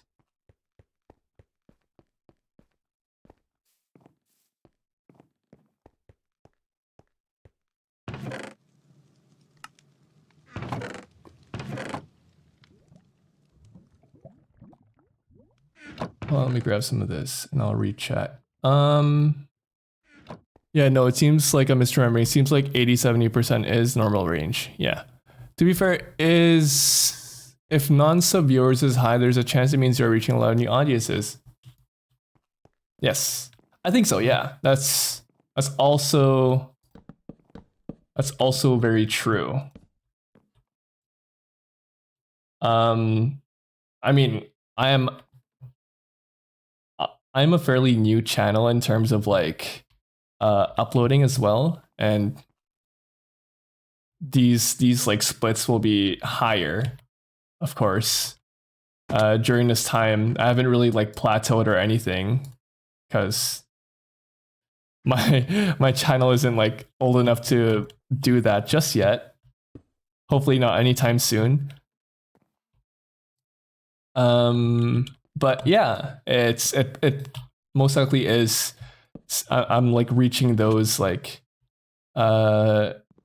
these like new people, new audiences, which I hope, you know, lasts a long time. Power cosplay shouldn't be the worst to be able to do, I think. Other than the outfit, all they needed was some straps to make their joints match your joints. Have you guys seen on Twitter the... It's fairly common that I've seen on Twitter. Hold on. 1, 2, 3, 4. There's like these like ball jointed doll like tights that cosplayers like to wear. Because there's a lot of people who like to cosplay as the automaton from Dark Souls. No, Bloodborne. God, I really want to play Bloodborne. But anyways. Yeah, they wear these tights that have like ball jointed like prints on it, and it looks really convincing because of course it's skin tight, right? And that's kind of what you want in like a ball jointed doll. And it looks really convincing. And like other than like my grayish skin, some like light bit of like, if you really want to go that far, obviously like body paint is a bit of like an extreme thing to do. I don't think I'm a crazy like character to be able to cosplay. Obviously I'm not suggesting people to go like the Homestruck route and like submerge yourself in like Sharpie ink, because like please don't do that for me. If you're gonna cosplay me, that's gonna be scary. I don't want you to hurt yourselves, get like blood poisoning, Sharpie blood poisoning. That's fucking, don't do that. I'm not worth it. I'm not worth it for Sharpie blood poisoning. Don't do that. But body paint should be good enough. And if you don't want to do that, then fucking like everything else is good. Like that's like, you already have like 90% of the cosplay. It's just the outfit, you know, the ball joints, the hair, you know, the wig. That's all you need. That's all you need. Oh, maybe like some colored contacts. One golden contact and one like custom like dark eye contact. Doesn't even need to have like the little sigil on the dark eye. All it needs is like a black eye contact. That would be so cool. Right? Optional also Uma ears. Optional horse ears. Actually, mandatory horse ears. I'm gonna say if you're gonna cosplay me, the horse ears are mandatory. I will actually sue you if you choose to not include the horse ears. That's in the verbal agreements. If you plan to cosplay me, chat. I will be judging you guys. I will be judging you. If any of you guys have ever seen like Yoko Taro on Twitter, a lot of like 2B cosplayers love to like add him, like just tag him on their cosplays, and he's a fun guy, and obviously he loves his character, so he always comments on them, but his comments are always like usually good with like a colon close bracket on it. It's so funny. Obviously he thinks all these like pretty ladies cosplaying his beloved character is super cool, but I think it's just the funniest thing because of course the community's in on it, and it's just so funny to see. It's my favorite thing ever. All these like gorgeous I will say, and I'm sure the rest of the Nier community agrees, that Yoko Taro is the biggest gooner ever. In the most like respectful and like loving way possible. I don't think it's a negative thing. He just loves his characters. That's just how much he loves his characters. Obviously, he enjoys seeing like all these pretty ladies cosplaying as his beloved 2B.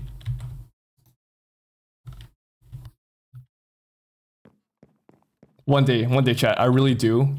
This is not a guarantee, but one day I do kind of want to cosplay as 2B, just for the culture. For the culture, I think it'd be fun.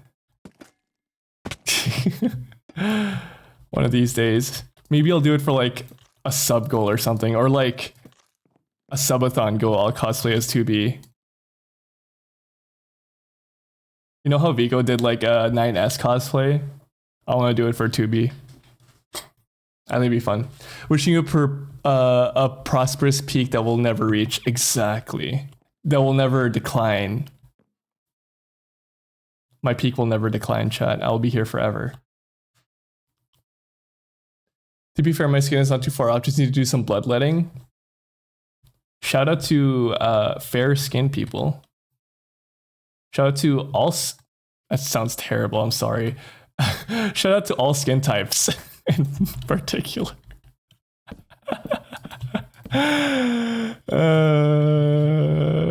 Don't take that the wrong way.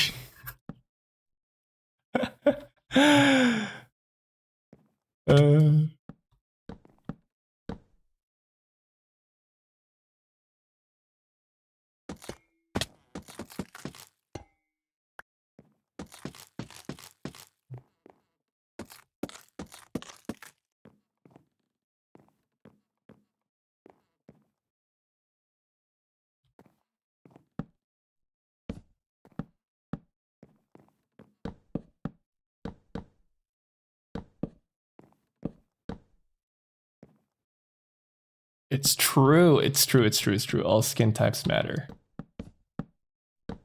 I do have some IRL Paro.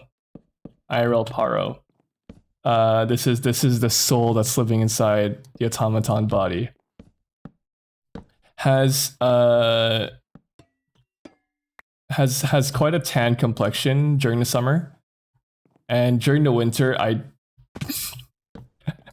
turn very pale. I am very up and down the spectrum when it comes to like my skin tone, which is very fun. Because I get mistaken sometimes for being a certain ethnicity, for actually like a bunch of different ethnicities, and I'm like, no, I'm actually just Filipino. And sometimes I tan a lot during the summer, depends on how much I go outside, but during the winter I turn very pale because I'm very much inside and I don't get a lot of sun. I'm just very, very pale in the winter.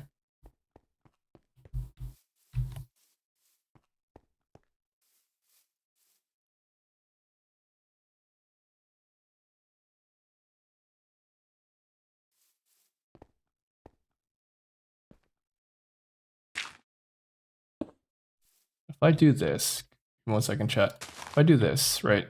Boom, boom, boom, boom. But you should go outside, chat. If you don't go outside, I think, and if you haven't for a while, actually, I do really need to go outside soon. I will be going outside. I haven't been outside in like about a month. I don't leave my house. I'm a hermit, chat. I'm a hermit. It's good to go outside. It's good for it's good to take a walk. I should follow my own advice and go outside. However, I will be going outside soon because I have a dentist appointment in like a day from now. And hopefully I get my braces off soon. I have braces on. I'm sure a lot of you didn't know that. Only on my bottom teeth though. I know it's cold outside. The only reason why I don't go outside during these months is that it's so fucking cold. And I totally understand, like, You won't catch me dead outside, chat. You will not catch me dead outside. I'm fucking staying inside until it's like plus, at least plus 15. You know what I mean? Because my god, it is brutal. Canadian winters are fucking brutal, chat.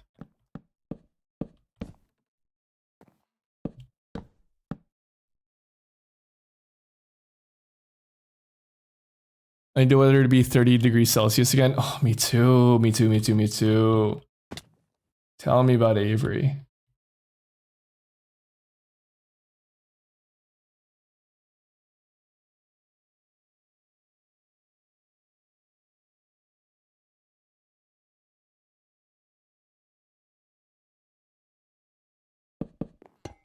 Oops.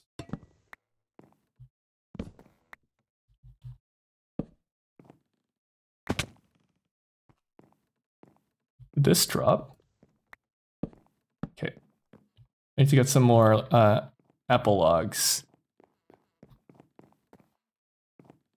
Braces are so annoying. Yeah, I like to eat like crunchy foods, and obviously you're not supposed to eat like hard or crunchy foods when you have braces on, just because it's like the brackets will pop off. And I have 2 brackets that are currently off, and I could have gone earlier to like have them put back on, but my appointment was like in a month, and I'm like, I'm just gonna wait until like I go for my actual scheduled appointment, because I don't want to go like Uber or take the bus to like the other side of the city where my fucking dentist is, and just to get them like reattached, because that shit is a fucking waste of time. And it's so expensive to go there. It takes so much time to go there, and I'm only there for actually like, it's annoying, chat. Like I'm only actually there for fucking like an hour. I don't know. It's not worth it. I'm waiting for an hour, right? Which is fine, whatever. But then the actual appointment lasts like 10 minutes, which is also fine, but it takes me fucking like 45 minutes to an hour to get there on a bus. 30 minutes if I use if I go on there using Uber. And I'm just like, I don't want to go there more than I have to, because it's so annoying. Back when I was younger, hold on, let me read up in chat. Sometimes this doesn't let me scroll up. Back when I was younger and in Hong Kong, the summers were crazy hot and sunny. Oh, you lived in Hong Kong. Oh, cool. Yeah, I heard Hong Kong summers were mad humid, of course, because you're on an island in Asia. Tell me about it. I grew up in the Philippines where summers were fucking brutal as hell.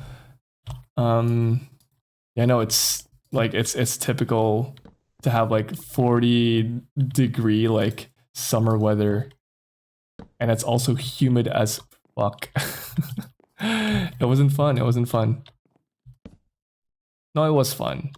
Let me reiterate.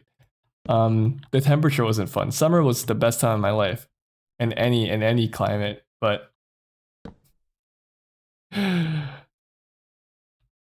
regardless, being that hot is a bit of a death sentence, chat.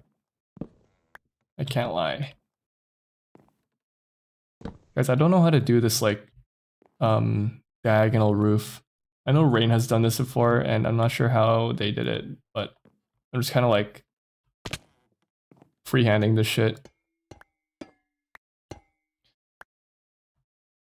Even though when I was in high school, we spent an hour or 2 in the blazing sun due to the assembly and never got a tan. Personally, I don't really like crunchy food, so it doesn't bother me too much when I had braces. I love crunchy food. I can't help it sometimes. I just sneeze. Had to mute. I can't be catching. You guys can't catch me lacking on stream. No sneezes on the mic. I need that. I remember a night in Italy when I was a kid. It was like 30, 40 degrees Celsius, and I miss it. I was generally dying back then, but now I yearn for warmth. I don't recommend if you want. It's humid as well. Is it? We hear it. I'm gonna head out. See you guys. Thank you for stopping by, Diabetic. Thank you, and thank you for following as well. Hopefully you have a good rest of your day. Thank you for the bless you. I've been to Italy during the summer, and let me tell you, it's like it gets humid in Italy when I was there at least, and it was raining for a little bit as well. But like I don't know, the humidity in Asia is just like a different entity altogether. Like I can't describe it if you haven't like felt it.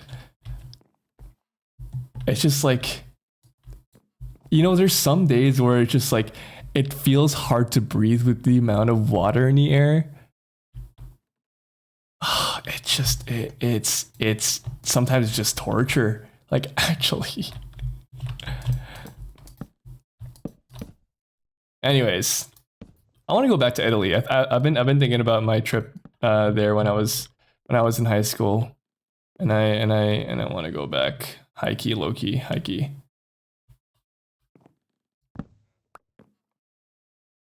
I can imagine it. It's brutal. It's so bad.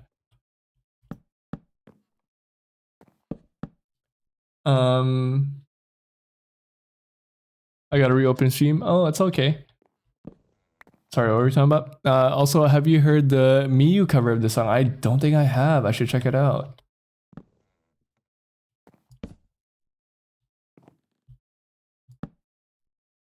South Asian countries? Yes. I'm from Southeast Asia, though.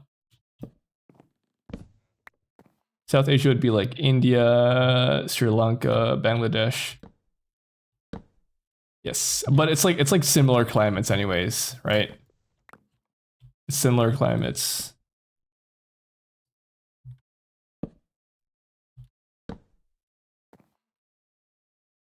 Also, since it's like, well, since you guys would have like more Mediterranean weather, it's gonna be a bit more dry.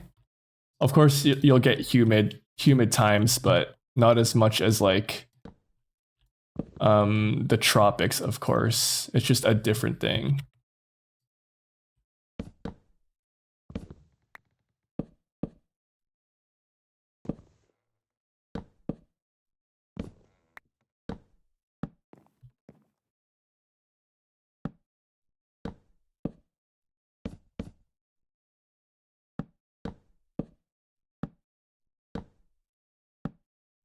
I think I'm kind of like nailing this. Like, no, yeah, I think I'm starting to get it, chat. Like, I think I know what I'm doing with this roof. I don't know if this looks good. I'm gonna go down after I'm like done and check it out.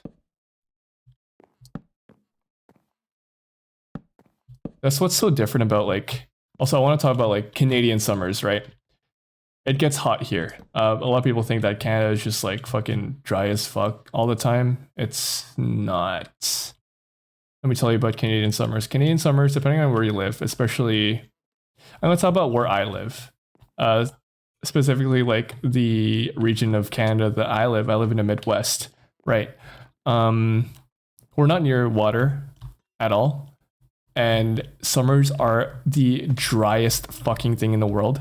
It's very common for like it's very common to have a lot of wildfires here in the summer just because it's extremely dry.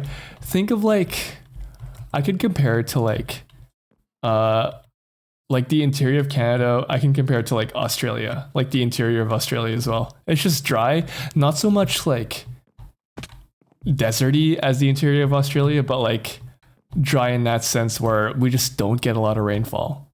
Of course, if you live in a place like Vancouver, right? Or if you live in a place like Ontario or like that sort of like peninsula near the Great Lakes, it's going to be a lot more humid just because you're around a lot of water, or you're near the ocean, or if you're by like a coastal city, right? It's going to be different.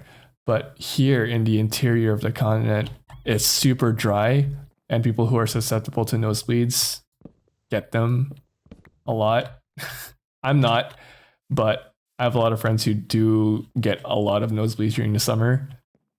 And I hate dry weather because my skin is very sensitive to these sort of things where like a sudden shift in like the amount of moisture in the air, I just like break out or I start flaking like a fucking lizard. And I don't enjoy it. It's one of my least favorite feelings in the world. I hate having like dry feeling skin. I hate being like itchy. You know what I mean? I'm sure a lot of people do as well, have like the same feeling, but it's just like one of my worst pet peeves about like my own body is like I hate having like dry, crusty feeling skin. I like to be moist. I like to be moist. Not the right use of words. I like to be moisturized. I like to feel like, you know, it also comes from a place where I'm like, if I feel like my skin is dry, I don't feel clean, even though it's not true. It's hard to explain. It's hard to explain. I don't know if you guys feel the same way. I just don't feel clean when my skin is dry. I feel like a creature. I feel like a molting lizard.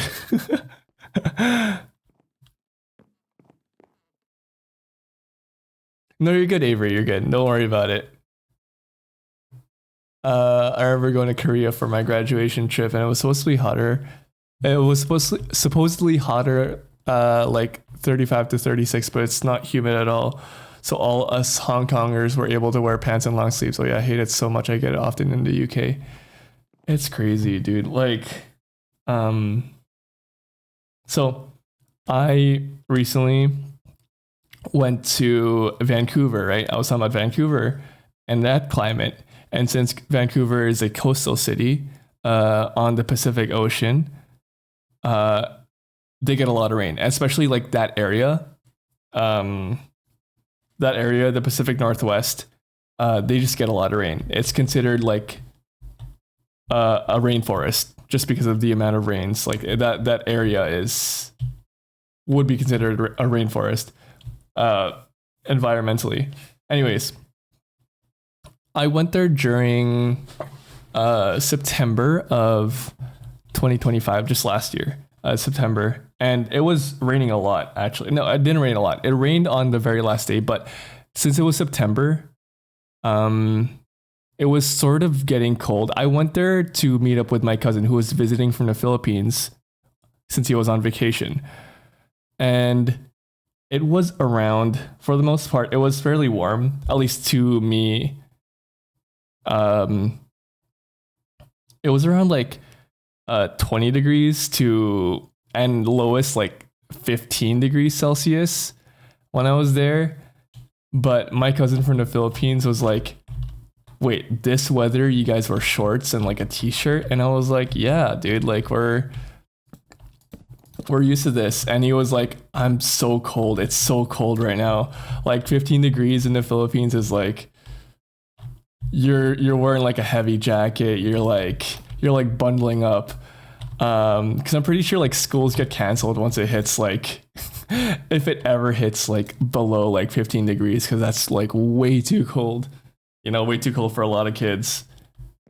And I found that really interesting just because like,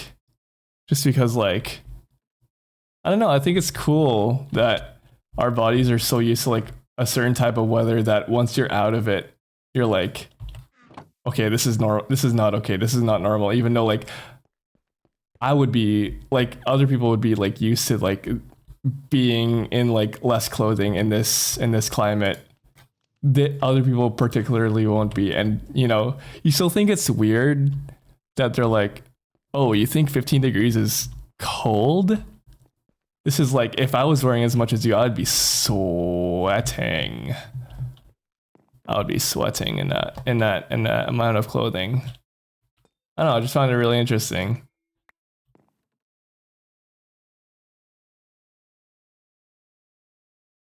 So we got canceled, we just kept being told to deal with it. Yeah, it's weird. Like there was a time last year, because I heard from my relatives that it reached like 10 degrees Celsius in the Philippines, and that is cold to them. And schools got canceled. I think it was just after like monsoon season. So usually after like heavy rains, it becomes a little bit colder. And I don't know. Apparently, a lot of classes got canceled because it was colder.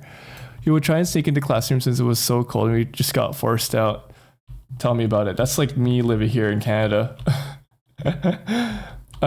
Schools get canceled here when the temperature hits. When the temperature hits negative 45. If it's 35, you're good to go. If it's 44, we're going to school. But if it's negative 45, they're like, okay, maybe it's a little bit too cold for the kids. So we're gonna cancel school. And don't get me wrong, dude. I know us Canadians are like known for toughing it out in the cold, but even at like negative 30 or like we'd rather fucking like shove icicles up our assholes than go to school at like negative 35. You know what I mean? You're telling me, Avery, negative 45 is a crazy like temperature to cancel school at. Like if it were up to me personally, I would cancel school at like negative 25. Like none of y'all are going to school. Like stay home.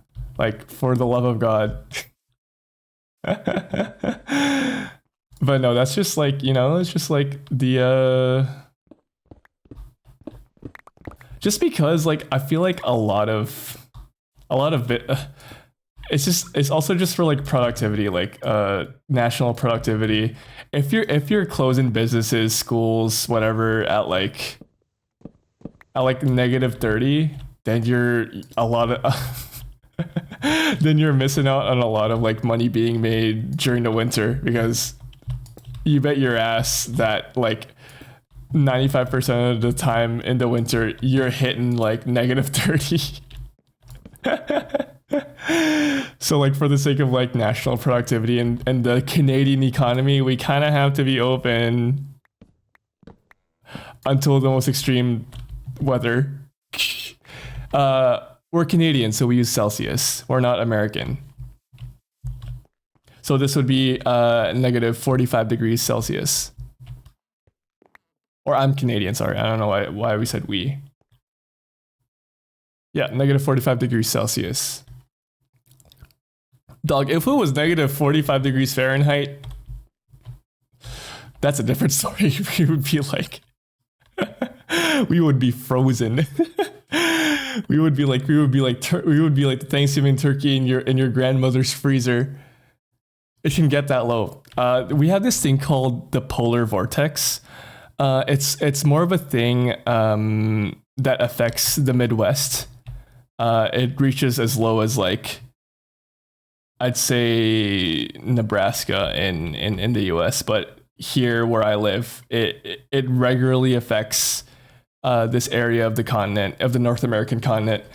And it's pretty much just like, I'm pretty sure it's a low pressure zone where like the temperatures get super low to about negative 45, sometimes at the most negative 60. At most negative 60. Sometimes it gets even colder than the North Pole. It's crazy, I know, but I've lived through negative 60 degree weather. It's not fun. And what was I gonna say? And like all the moisture is sort of like sublimated and like wicked out of the air. So it's like, imagine being in like negative 45 degree weather and like the driest air, like a desert. Like your nose will start bleeding. Your throat will feel like super dry. It's like the worst thing ever.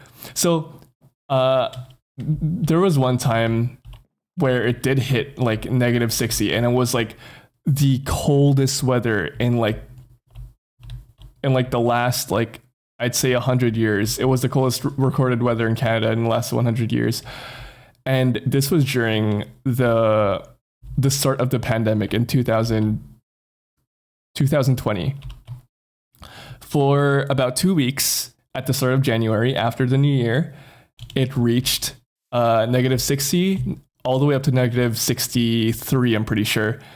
And it came at a time where schools were just starting to get canceled just because of the virus. But they were also being canceled because just no one can go to school, no one can start the cars because the batteries all died. Just because people were regularly getting like power outages because like sometimes when it's so cold, it's known to have like some effects on like electricity, and it's crazy because usually when it gets that cold, it doesn't snow because there's just not enough moisture in the air. Again, it's super dry, right? So it's just like cold and it's like a desert. It's like desert like air. Anyways, so everyone just like tried their best to like warm up their houses for people who had like electrical central heating that relied on electricity, and sometimes it like goes out. They were kind of like, uh-oh, I hope the electricity stays on so we don't actually like die. But for people who had like wood stoves or something, then they were in a lot better shape, but also like they needed to have a steady supply of like wood. So hopefully like, they chopped wood. But it was scary. It was a scary time because it like lasted 2 weeks. And then after those 2 weeks, it went all the way down to like 30. But imagine like warming up. This is a crazy thing to think about. Imagine going from like -60 and then warming up 30 degrees. And it's a weird thing because like suddenly the ice kind of melts. And I'm like, why would the ice, like people are like, why would the ice be melting? It's -30. And after being in that sort of like climate for like 2 weeks, once it hit -30, people were like, it's so fucking warm. People were like going out in like shorts and shirts and they're like, oh my God, it feels like summer, even though it's like -30. And this kind of goes back to like being your body like adapting to like a certain climate after like a long period of time. And only after 2 weeks, people were like, oh my God, it's so warm and it's only -30. That's crazy. What the fuck? I wasn't one of those people. I hate being cold. It's one of the worst feelings. I hate it. Anyways, I feel like the moment it hits 0, I would not be able to handle it. Oh damn, that's unfortunate. Ad time. It sucks. Oh no, ad time. I'm sorry.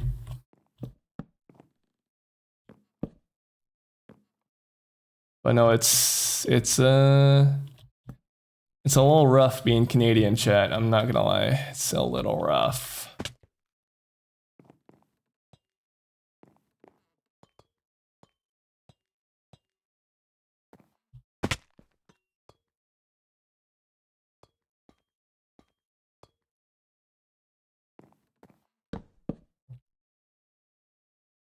But no, it is super, super crazy to think about sometimes that some places in Canada end up being colder than the actual South or North Pole at certain times of the year. And I can tell you, it's not a fun thing, and it sucks. It really fucking sucks sometimes.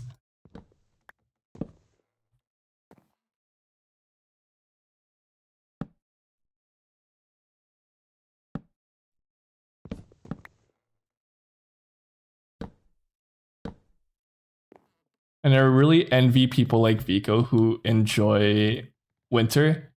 And all the power to them. I respect it. I respect it. I have nothing against people who enjoy winter, but I feel like in the particular like place in America that he lives in, it's a lot more mild. I don't know if he'd have like the same sort of like reaction to winter if I don't know. Well, he used to live in Russia because Russia has a very similar climate to Canada, so I don't know. Maybe not. I'll take it back. Maybe he does know. Maybe he does know ball. Maybe Vico does know ball.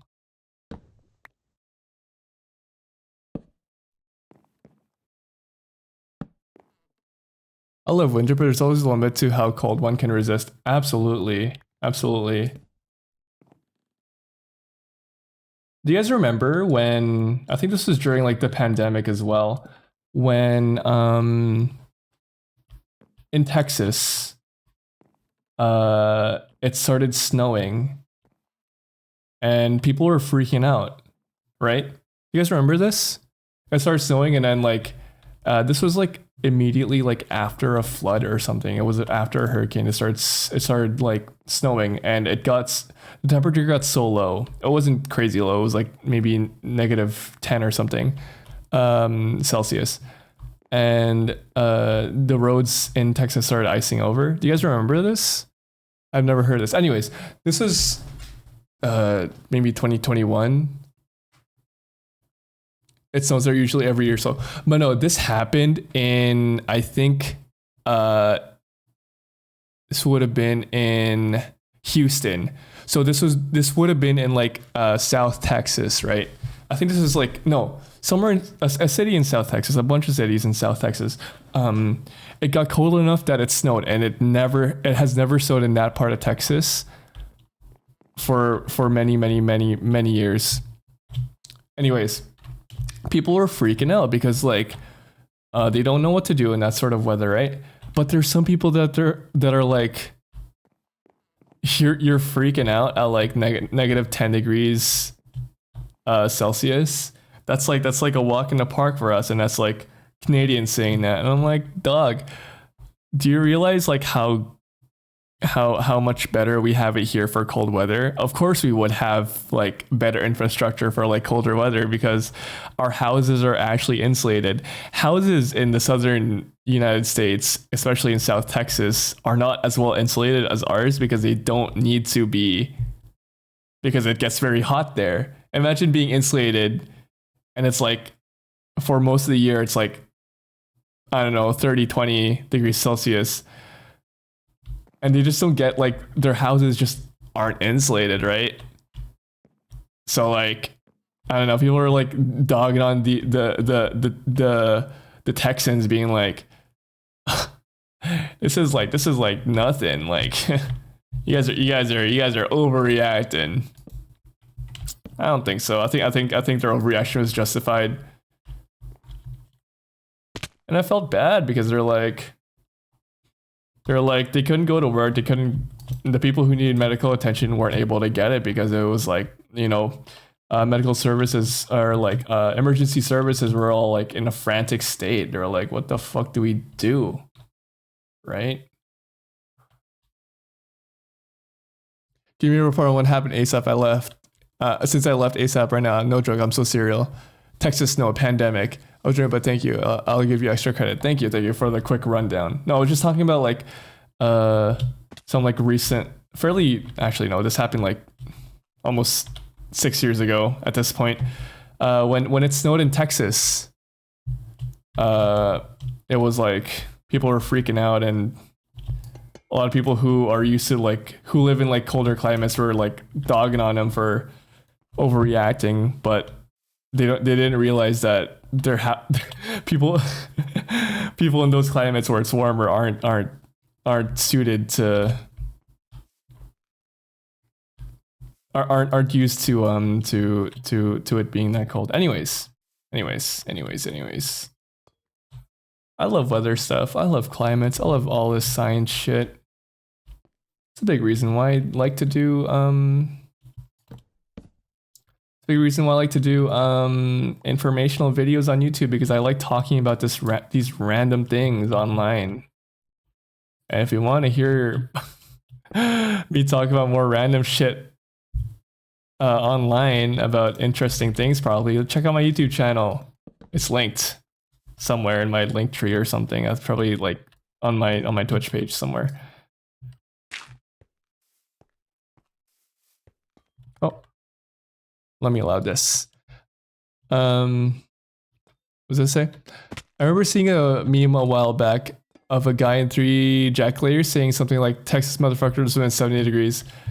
Dude, VRIs is like this because she lives in Florida, as many of you guys know.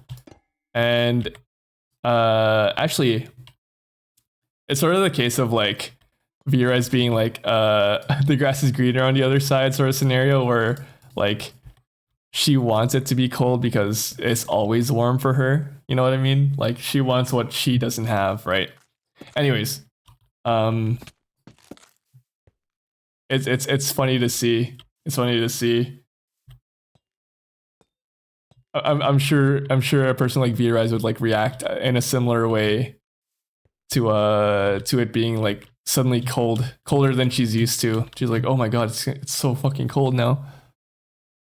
I don't know why it would block you saying motherfuckers. That's crazy. I'm sorry. I need to check my auto mod or just completely remove it. Like this is crazy. You guys are getting silenced.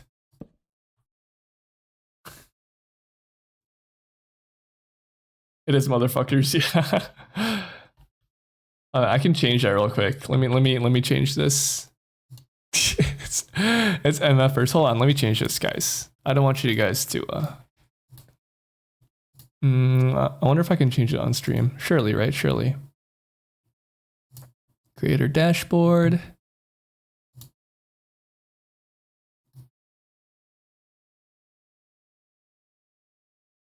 Are you sure you want to send that from Twitch? Found out the hard way. That's crazy. Settings.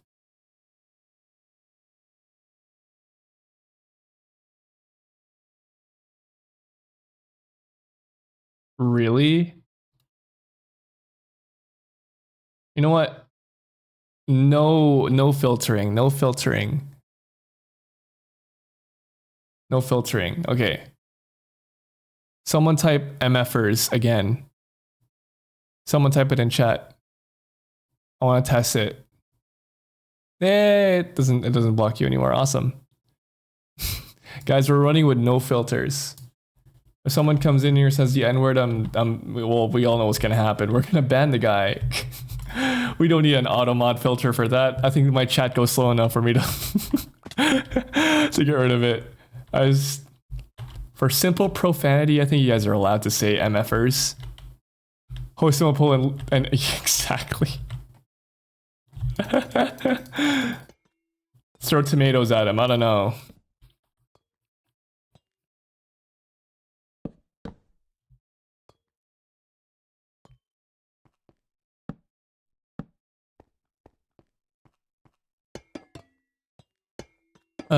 Hold on, let me see what you said. I'm cooking lunch now at a time for breakfast because I didn't sleep last night. Dude, I had I had dinner right before I started stream. And I started stream at 3 a.m. So we're on the same boat here. It's awesome. Sometimes I like to cook like a whole like meal when my roommate is like fast asleep at like 5 a.m. in the morning. Is how wisps are made? That's something you asked Fico, I guess. Hold on, let me...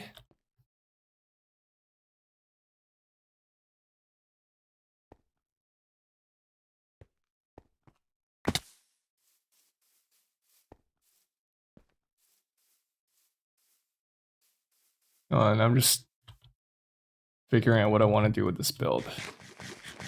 What am I missing? Okay, no, I think I'm good here. Yeah, no, the roof lines up. Paro, give us all mod so we can protect chat. We won't abuse mod for his trust, pretty please. You're Vico's number one wisp. I don't know if I trust a bunch of wisps to mod my chat. You think?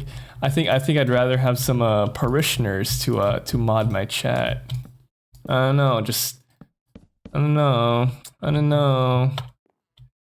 I'd rather my parishioners be in charge of their own fates. We can play cosplay, but you need to prove yourself that you can be good parishioners as well. Here in the Republic of Parokia, we accept dual citizenship. Thank you for the streamer care package. Really appreciate it. We accept dual citizenship, right?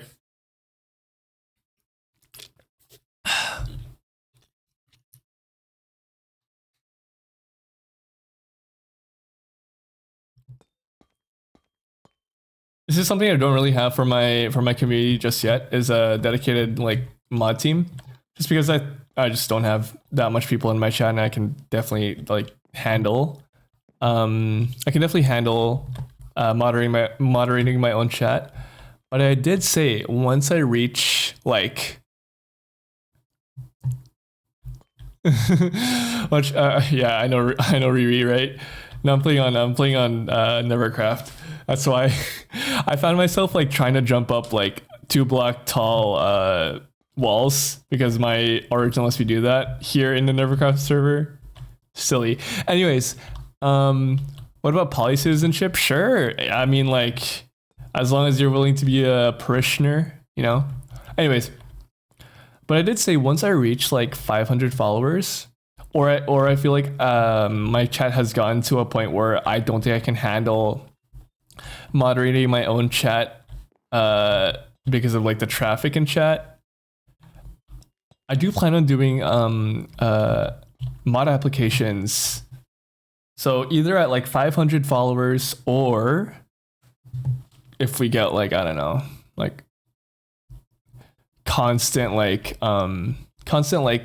chat traffic. I mean, like chat traffic, and like there's a lot of like people just talking in chat that I can't keep up with, like responding to and moderating myself. Either from vibes or just like from growth alone. We'll see. Anyways.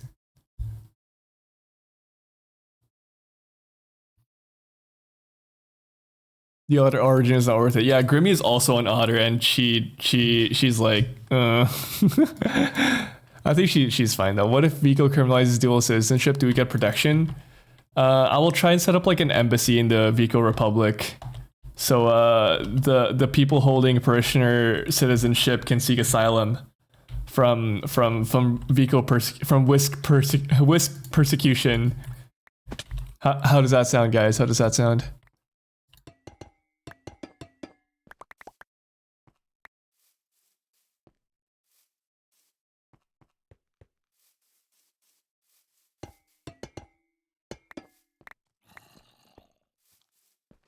Vico is trying to keep us locked in a basement on a few occasions. See, I would never do that. I love my little parishioners. You guys should really consider getting dual citizenship. I think it's a good deal. It's a good deal. I don't think it's a good deal. It is a good deal. Chat, it is a good deal.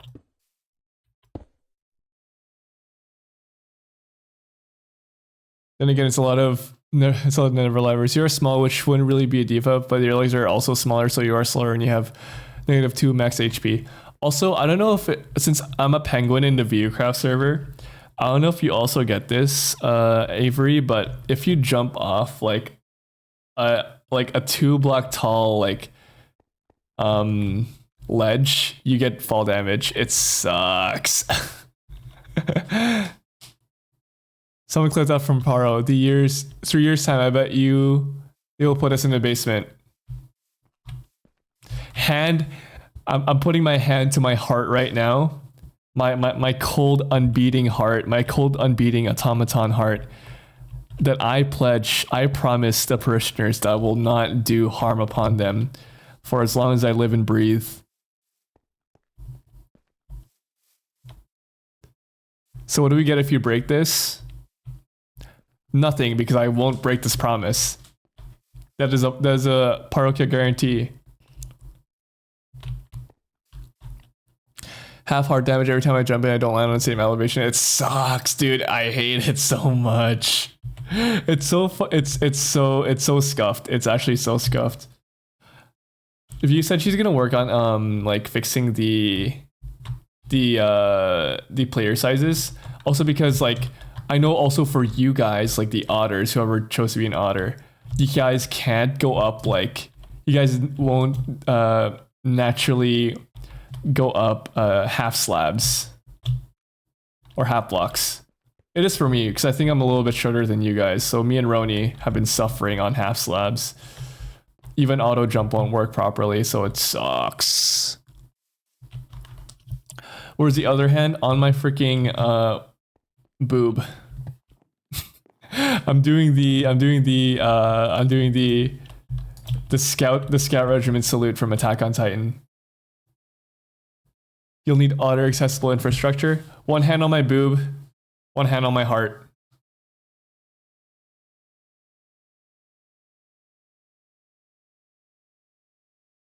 You know, after that slabs statement, it really just clocked in that everything you do when you're smaller, you just scale down as well. Exactly. You're also in that server, right? Distilled? Or are you not? I don't know. Are you a V-Rise watcher?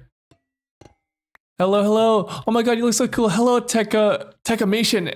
Tekamations, that's an awesome name. Hello, hello, how are you doing? I think you look awesome too. I'm sure you look amazing. Welcome in, how are you doing today? Welcome, welcome, welcome. Haro is cool. I am not. Oh, well. If you're looking to play, I'm gonna plug VR's server because I think it would be cool to have more people on it. If you're looking to play some modded Minecraft with the Neverlivers, VRise has an open server for her community and for what I assume is Neverlive adjacent people as well. So if you want to play some Minecraft with the Neverlivers, feel free to join that. Also, this is not good here. So I haven't been in view streams a lot. Sizzle keeps mentioning it a lot, so it sounds super interesting. You should try it out. A lot of also Vico's viewers are in there as well. Just like play with the community. So even if you're not a view watcher, you should check it out because it's open to anybody as long as you're part of her Discord server. All her instructions are there. She wouldn't mind. She wouldn't mind. It's all up to you. Can you show you? Can I? Can I show you my VTuber model? You look cool and I want to see your opinion. So if so, I'll put it on your Discord. Sure, man. I wouldn't mind as long as you're not like promoting yourself in my Discord. That's totally fine by me. Chat, keep an eye on them. Chat, keep an eye on them. Keep an eye on them. I'm just kidding. Keep an eye on them, chat. Keep an eye on them.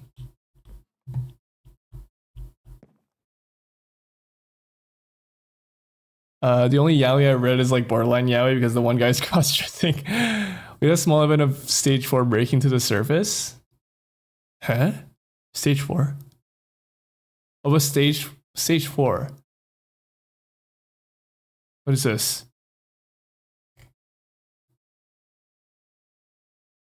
Also, we don't get mining speed in water. It's literally false advertised on the origins. Keep tabs on us, so evil. Is in Discord general chat. The one view stream was therefore made me want to keep coming. So, but I kind of forgot. Let me check out your VTuber model. Give me 1 second.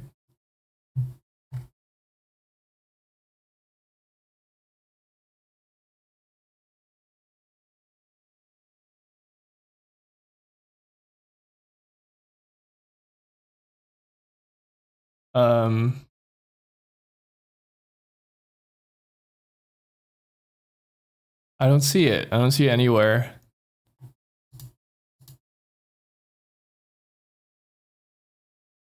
Art showcase? No, it's not even there. You haven't even sent it. You haven't even sent it. This is false advertising.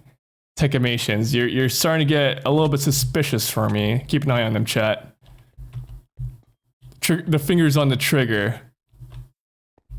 No VTuber model. If I don't see a VTuber model in like 2 minutes, got my eye on you. Got my eye on you, Tekamations. You're being way too friendly to me. And I don't like friendly people. No, I'm just kidding. It won't let me send. Try in my media channel or in the art showcase channel. It won't send in general chat. Probably. We probably shouldn't even send in general chat just because it's a strictly chatting channel. If it's media, then for sure send it in the other ones.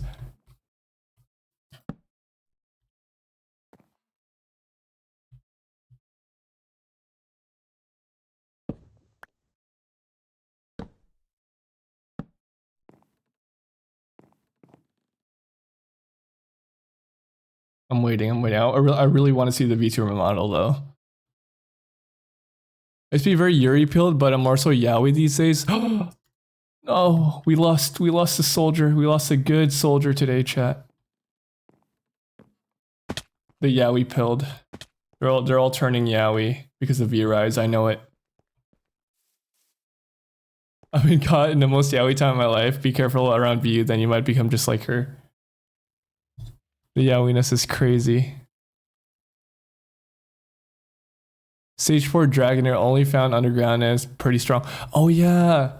What was it?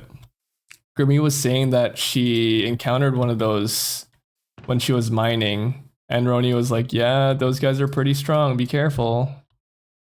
I think she was fine. Start acting very non-straight with us. Ah, I see. Pretty cool.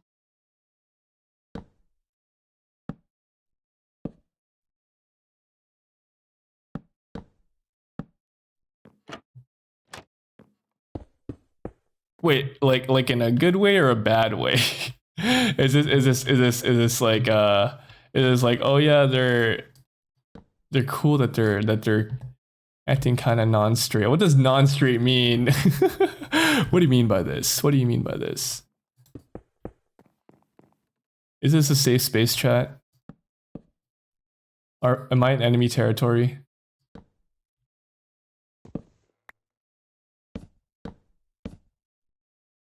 Hold on. Okay. Like in a joking way, but have so much it's not even a playful state. Ah, I see. Like you might think that bro might be a little serious about it. I understand what you mean. I get it.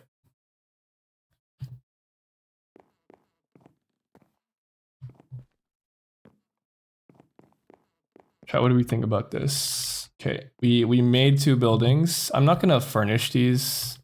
Maybe I will, I'm not sure. I haven't really decided just yet. But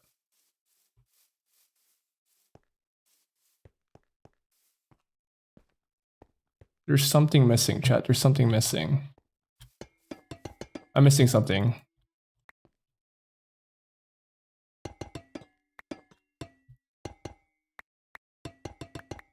Guys, did you know there's only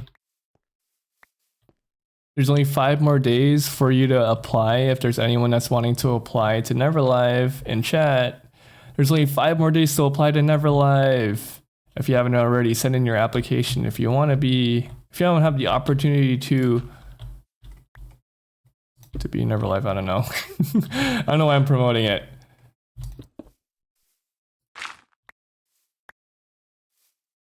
It's in there. Oh, I see it. Hold on. Let me check it out.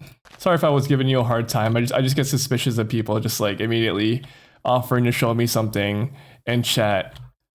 I'm sure you were doing it earnestly.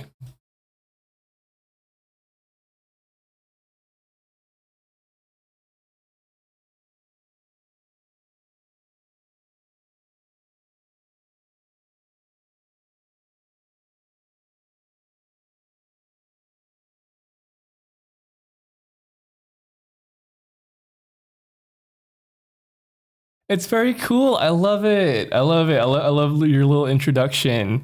I think it's awesome. Good job on the model. I love it. I love the tracking. The tracking is very, very good. I'm a fan of it.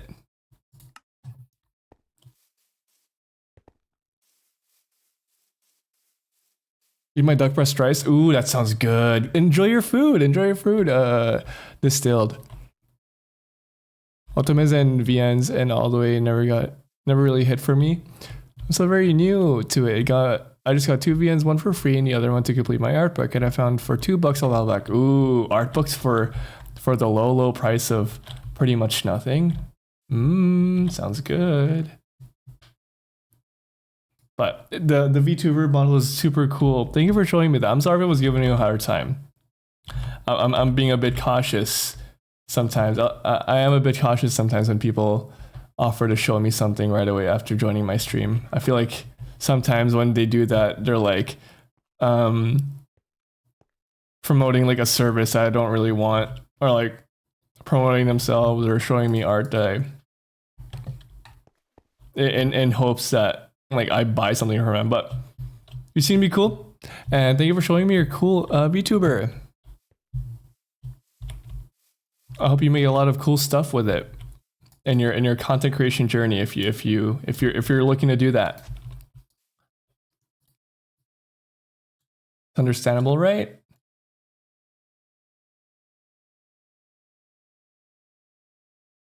Guys, we're gonna do something a little bit crazy, okay?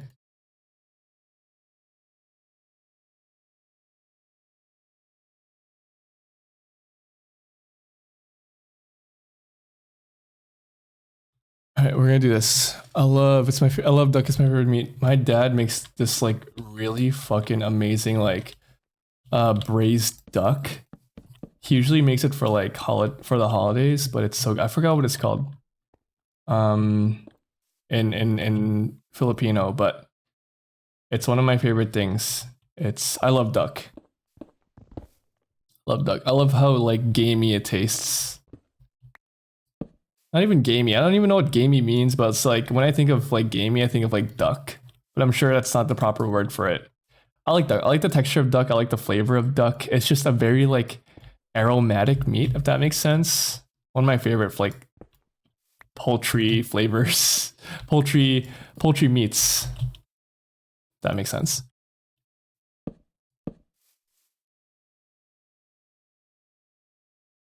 I need more. It's like vibrant, but not overpowering. Exactly. And usually, like, well, I never had duck that was like It's hard to make duck really taste bad unless you're actively like trying to make it taste bad. You know what I mean? It's like a very easy meat to do stuff with, unlike turkey, which is like very susceptible to like to making it dry, if that makes sense. I don't know. I like duck a lot. If it's one thing that Asians really fuck with, is that they really fuck with the duck, and they make really good duck like dishes. I see a duck and I lick my lips, I lick my chops, and I'm like, you would be good in my belly. Is all I'm gonna say. I say to the duck.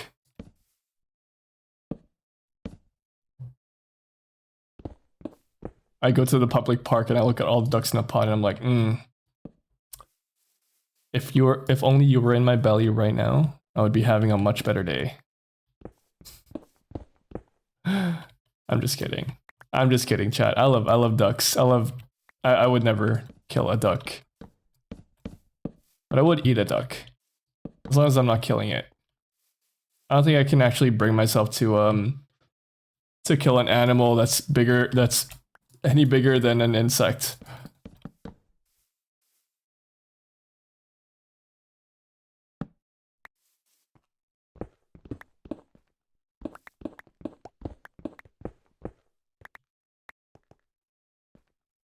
I miss duck meat now. I had time again. You just had ads. What the heck? What the heck? Open another tab to watch Power and ad, but now I got 2 ads. Double the money. Double the money. Thank you for the money. Just kidding. That sucks. Infinite money, dude. Don't tell Twitch. I'm sure Twitch appreciates you. I mean, most of my ad revenue goes to them anyways. most of my ad shares go to stinking Twitch anyways, so it's like whatever, dude. Whatever. Just kidding. I appreciate you guys sticking around to watch the ads, because even if it's only a little bit, I still get money from that.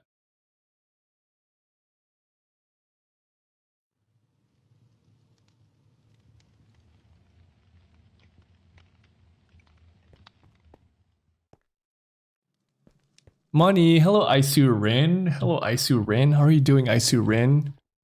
Perhaps I should open 500 tabs at a time. Hey, if you want to, it's a free country, you know. It's a free world, at least for now. Well,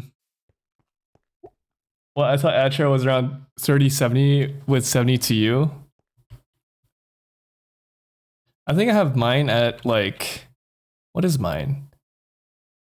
I run as like as little ads as I possibly can, so I think it's more around like 55% to me, just because of how little ads I run. It's like 30 cents, but yeah, we get like pennies. We get like pennies in AdSense, so it's not a lot. Most of the revenue that Twitch streamers do get is from gifted subs or bits. So ads are nothing. It's more so a thing from like for YouTubers to get more money from their ads because, you know, more people watch YouTube videos than live streams. So it's not just it's not too much of a big thing to that I don't get money from ads, because who really I don't really give a fuck. So I try and run as little ads as I possibly can. But for the most, and sometimes Twitch doesn't even take a cut, and subs are 50%. That's correct. That's correct. Yeah, I get all the money that I. If you guys want to donate to Twitch streamers, the best way is through.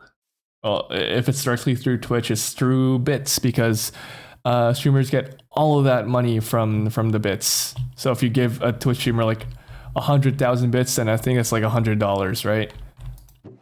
But also like some streamers have like stream elements or like a PayPal donation thing set up. So it's also a good way to donate to streamers if you don't want Twitch to get any of your money and just go straight to the Twitch streamer.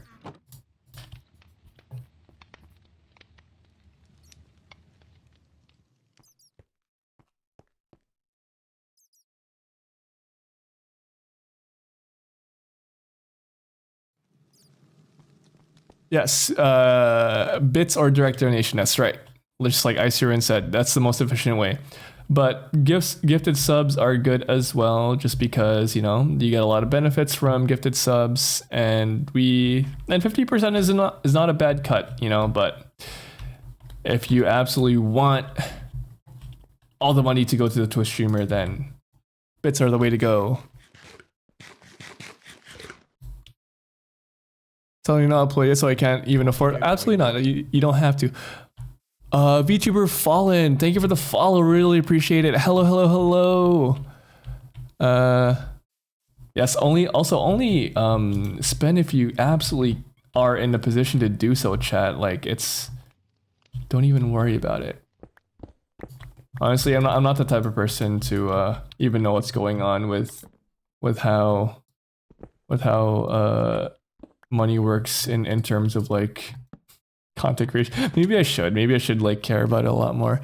Hello, VTuber Fallen. I hope that's the name you prefer to go by, but your name is in Chinese, and hopefully I'm using the right thing. Hello, welcome in. Hopefully you're having a good day today. How's NeverCraft? What are you building? I'm building a little like offshoot like town area just outside the city. And this is what I have so far. Hold on, let me show you. Let me show Icerin what I've been up to. So I have like all these buildings that I've marked out in this area here. And I've built these two buildings. I don't think I'm gonna furnish them. Maybe I will, I don't know. Definitely not this stream, but I have all these like other buildings here that I've like sort of like marked out. And I'm building this one currently. They're just very simple stuff. I just wanted to fill out this like land space. And I want to have like a little like town center in the middle right here. Yeah, just something simple, something light, something. Hello, VTuber Tripped. Thank you for the follow. Sorry if I said that already.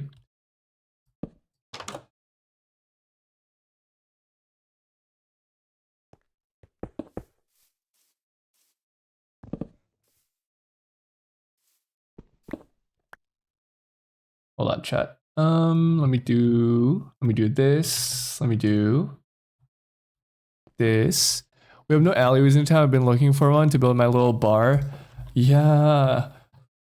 I think I should have built the town because like the buildings in the town are like massive compared to these little ones.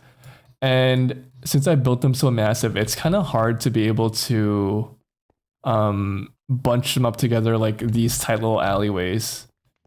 So for example, like even if I go to like the densest part of the city, it still feels like very wide open. I mean, the scale is there. I think it's nice to be able to like.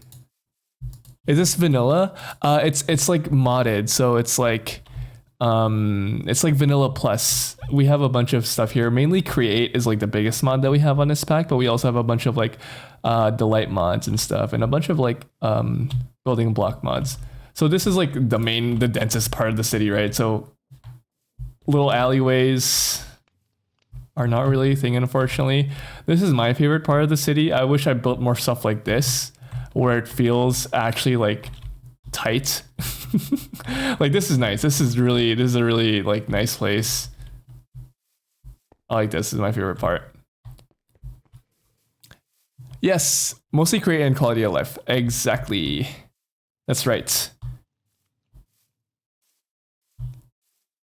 The town is like a downtown. Exactly. And I wanted to build out like this like little suburban area just so that this part feels more like organic and like cramped. And I'm thinking of like spreading it all the way up to here and having this sort of like theme of like really densely packed and smaller houses up until we get to like the bigger buildings, which is like downtown where the buildings are tall and huge. Tight city village rural areas are the best. Exactly. Hello, Icy Rin. It feels so exposed if it's really open. Exactly. I live on Grinch Mountain.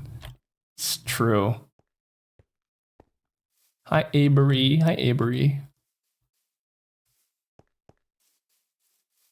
It feels so exposed if it's really open. Yeah. But my idea for like this part is that I want it to be like, I want it to feel, even though it's like rather small, because like on the map it's like so little, right? I want it to feel like you're in your own little world, even though you're in this small little area. Like it's its own little like tight city, like dense city. So even though these buildings are going to be small, they're going to be rather tall, so that for the sense of like scale, it feels like, I don't know, it feels nice to be in. Also, like trees definitely help with making things feel more compact and stuff.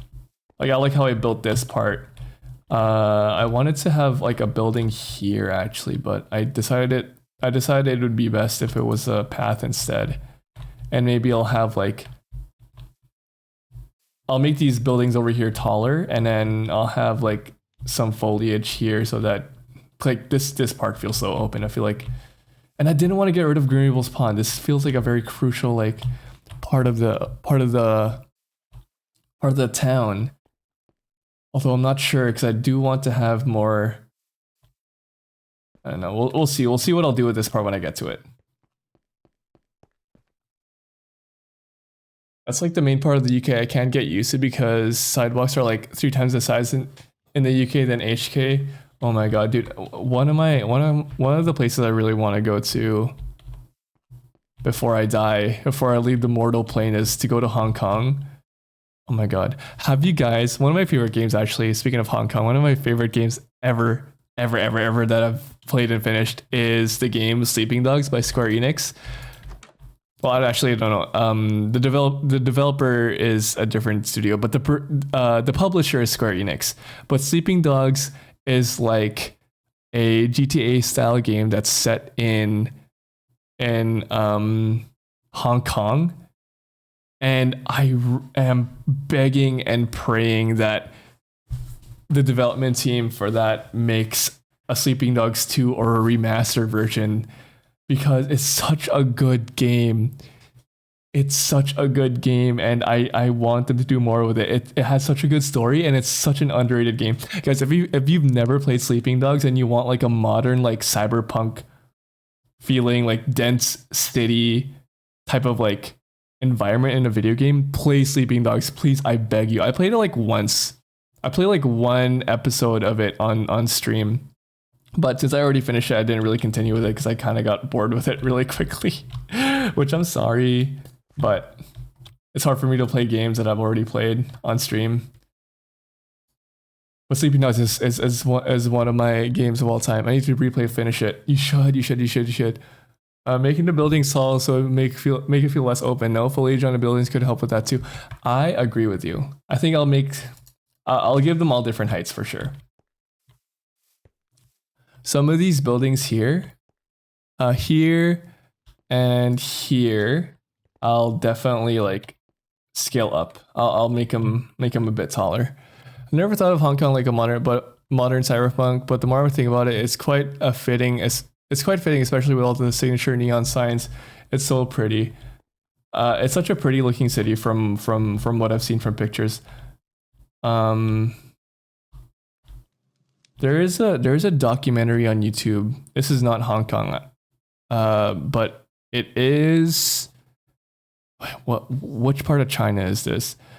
If you guys have ever heard of the Kowloon walled city, I think about that place a lot. Of course, I've never been there. It has long been gone since I've heard about it. It was torn down for like apartment buildings, but it's oh, is it in Hong Kong? Okay, I didn't want to like mistake it for being another part of like being part of China.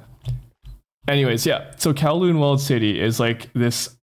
So you guys understand that Hong Kong is like this super dense like city with like a bunch of high-rise buildings, but imagine that, but like the population density is somewhere around like, I don't know, a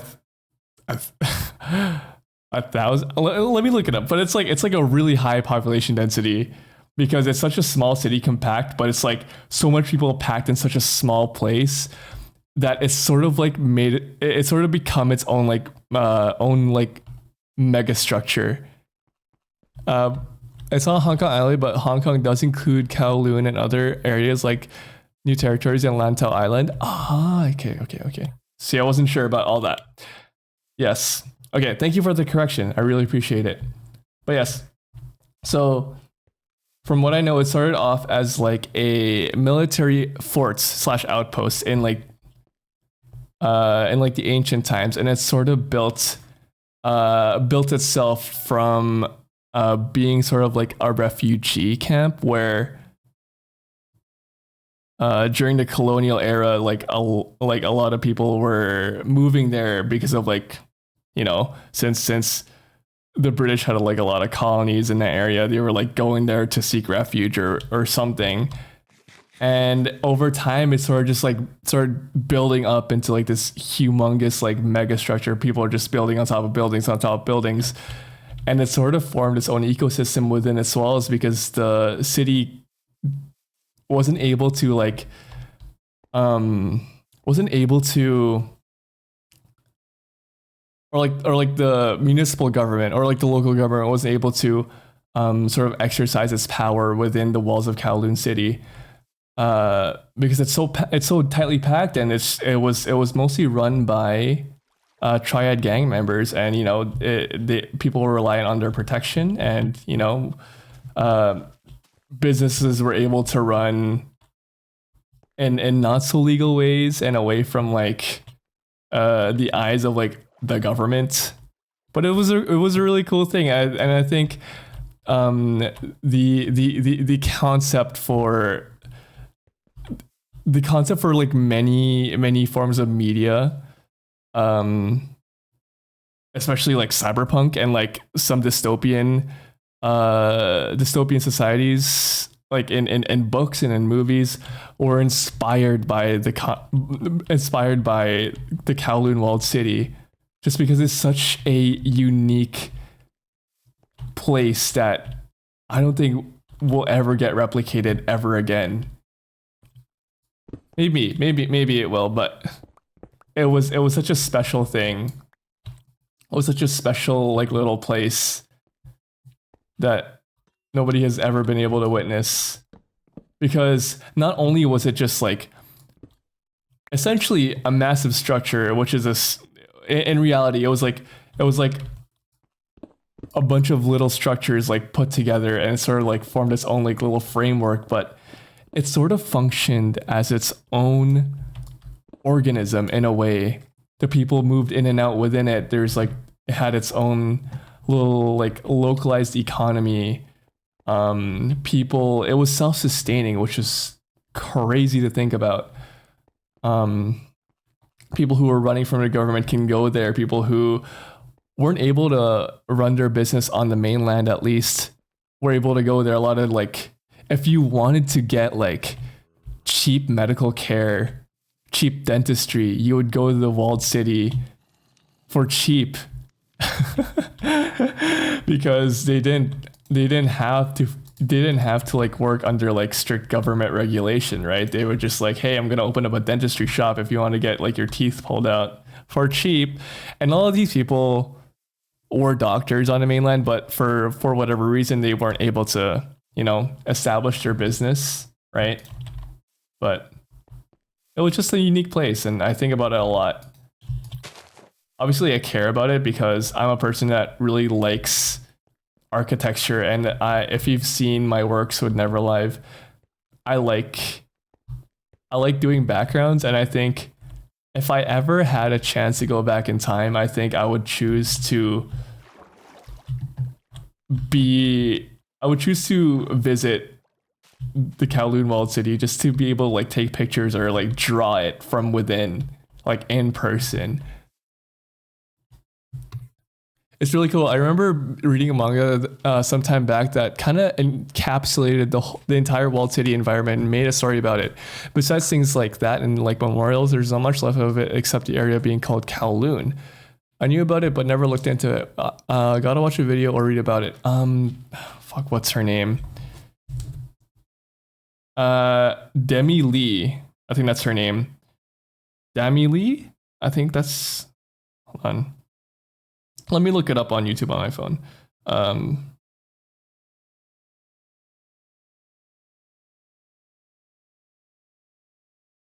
She did a really good video. Yeah, Dami Lee is Damilee is a particular creator that I watched make a video about the walled city, and she did a really good job talking about it. So if you want to get started, like to get to know sort of like the story behind this special city, I think you should watch her video. She did a really good job talking about it, but there's also like Neo who did a good job about talking about it too. You should read this manga called Kowloon Generic Romance. It's called a romance manga, but it encapsulates all those Kowloon walled city aspects and made it a little sci-fi, but has so much parallelism. I will check it out. Thank you for telling me that. That's awesome, man. It's called Kowloon Generic Romance. Okay. Have I heard about that? I feel like I have. Thank you. I'll check it out once I have the time. That sounds freaking awesome. I mean, I'm already super interested about the real place. I think I'm gonna be extra interested in... It was adapted as an anime? I'm not sure. Not sure if I have actually heard of it. I don't know. But it does sound kind of familiar to me.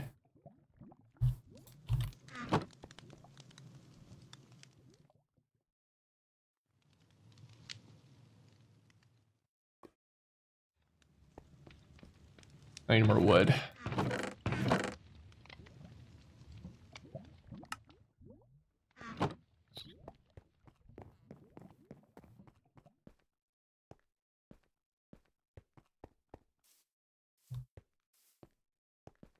I think there is sort of the reason why I'll tell you guys the reason why I find it so. I find places like that so, I guess, intriguing in my head. Not only is it because it's such a unique place and I don't think anything else can compare to it, but specifically like slum areas in the real world in particular, I find super interesting. Of course, with the social ramifications and like the situation that these people are living in, to have to live in slums aside, which is a very, very terrible thing. Yes. But the reason why I find like places like that so interesting is because despite those places being in such like grave poverty, there's always like a very strong sense of community and people like looking after each other, where even in even in an area where you would call civilized, where it's like, you know, suburban or whatever, I don't know, I feel like a lot of that like sense of community is lost, and people just go straight into like hyper individualism, where, you know, people really just don't give a shit about you or anyone else other than themselves. You know what I mean?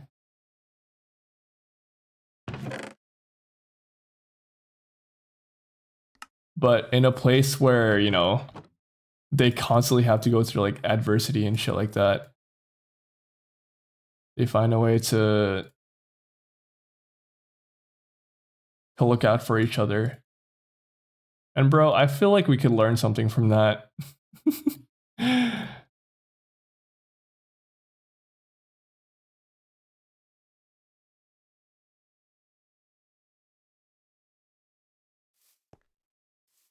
The week says, yeah, released on April 2025. Live action of August 2025 too. Oh my god.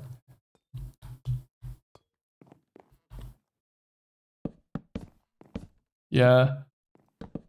I mean, communities in the sense of like, how do I say? Like, just like common human decency, in my opinion. You know what I mean?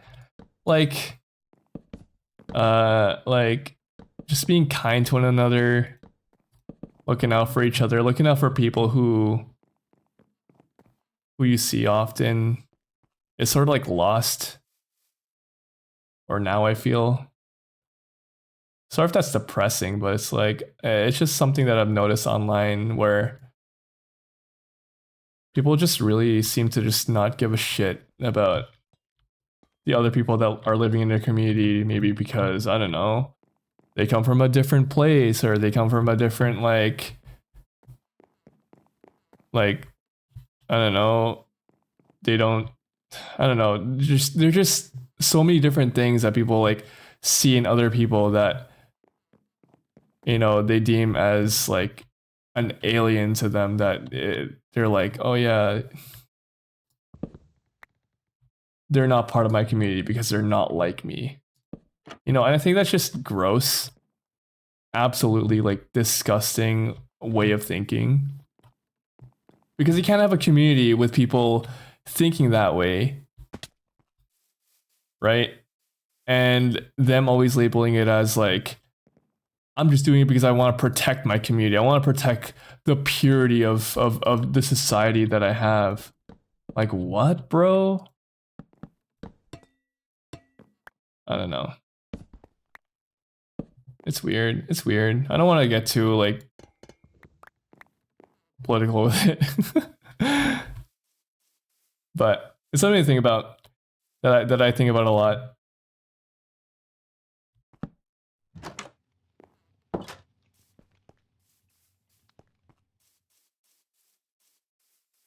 Yeah, it's pretty true for the sad fact. No, it's fine. It's true. Right? Like, yeah, I have people I avoid, but that's mainly because I feel like that I wouldn't mesh well with them, but I wouldn't outright shun them for meeting my friends or anything. Exactly.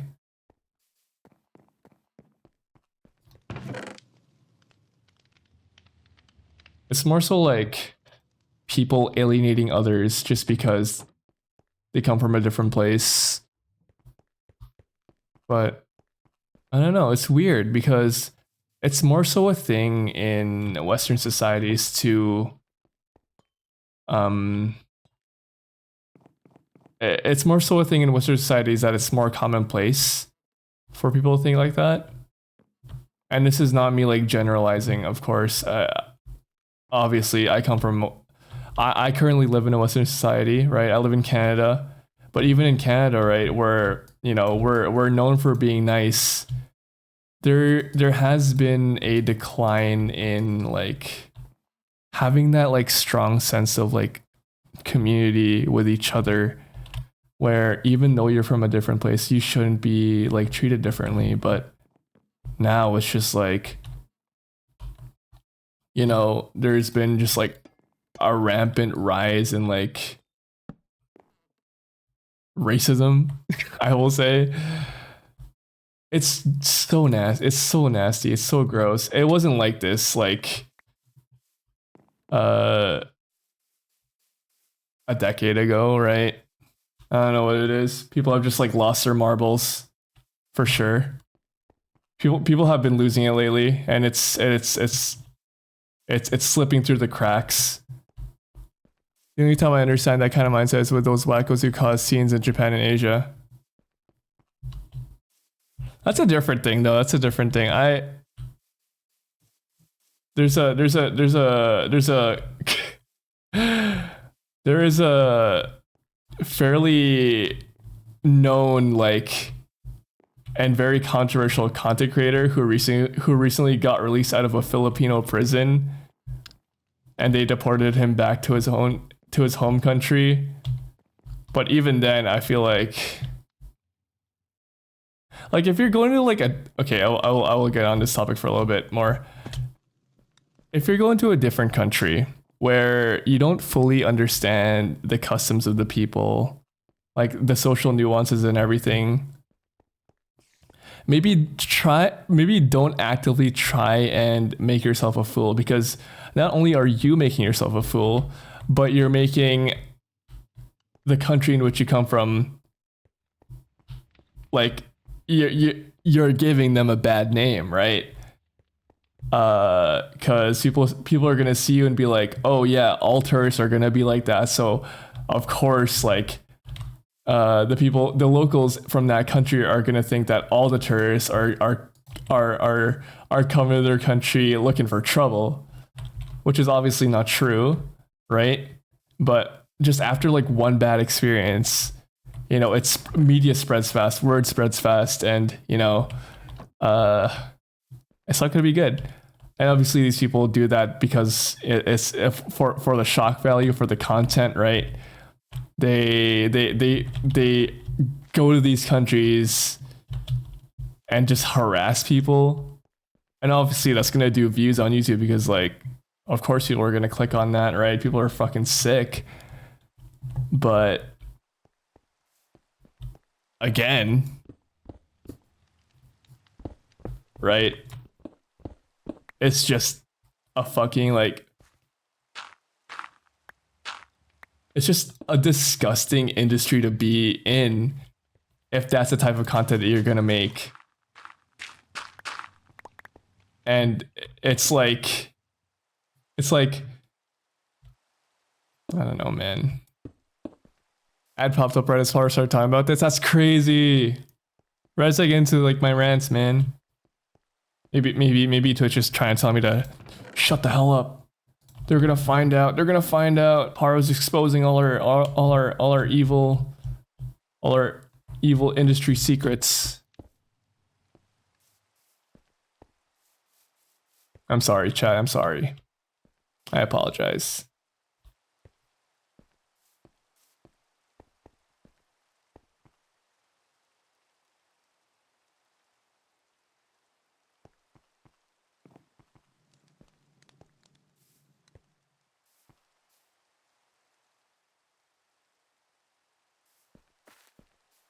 Let me know if you guys are back. I think I should have... Oh no, you're good. I should have I should have set up a bot. I should have set up Siri bot to tell me when ads are coming up. That's my bad actually, because I should know when ads are coming up so I don't go into like rants full on as ads pop up. But yeah, no, that's about it. I don't think I should go into this more.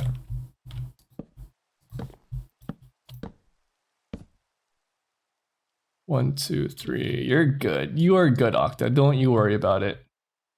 You guys have nothing to worry about.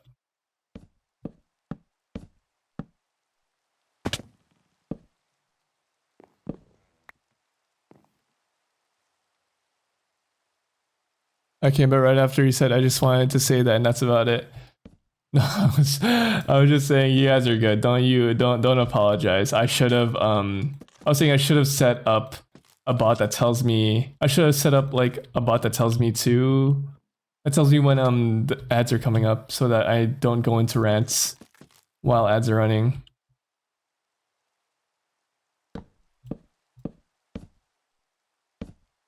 But you guys are good. You guys are good. Thank you for listening to me. Even though a lot of these rants are a bunch of nothing.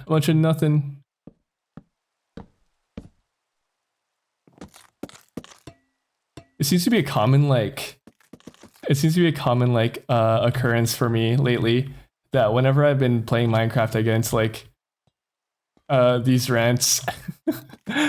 I did that last time I played Minecraft, and I was just building like a train station, and I was talking about how much I hated like Filipino politics and the current state of the Philippines, and I was like, okay, I'm fucking sick of it. I'm gonna talk about it. And you know what? Shout out to chat for getting into it with me too, but please, I know it's not your guys' responsibility, but I should learn to sometimes if it does get too much, and I try to be as aware as possible to not actually get into these topics too much, just because, you know, it could be quite touchy of a subject. But it's also my at the same time, it is also my my platform, and I feel like I should be able to talk about anything I want to. In respect, of course, to everyone else, right?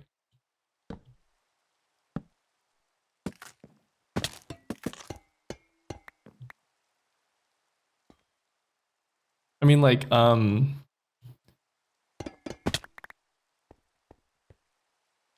was gonna say in good faith, I guess. Is that the right term for it?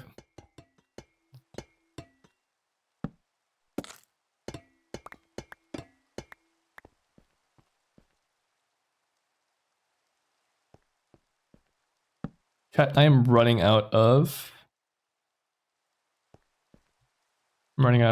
oaks.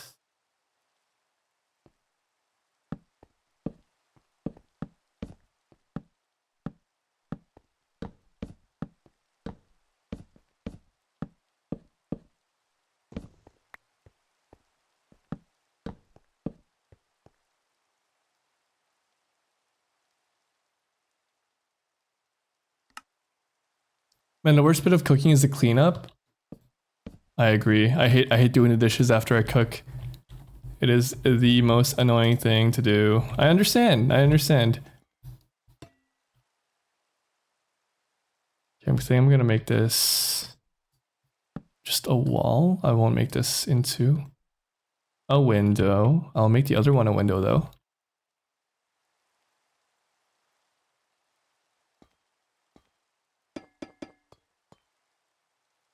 What did you cook? Oh, you cooked duck, right? Or no, you had duck, or you cooked duck. Can't remember if you said you cooked it or you had it, or you just like heated up like leftovers. Fuck breast.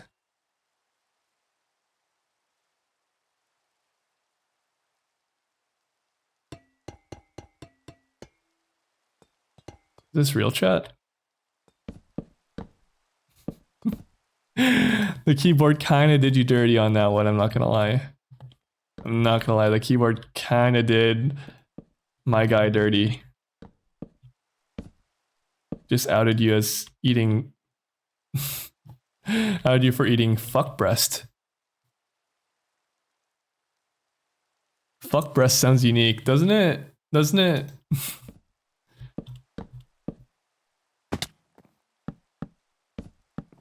I hope the fuck breast was good. I'm kidding, I'm kidding. I'm joking, I'm joking.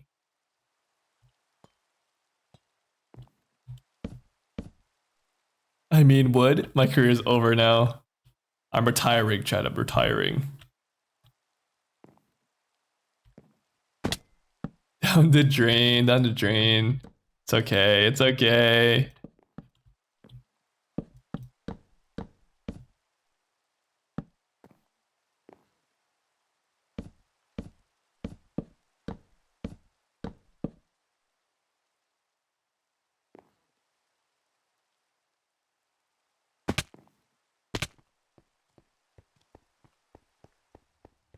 Retiring from chatter.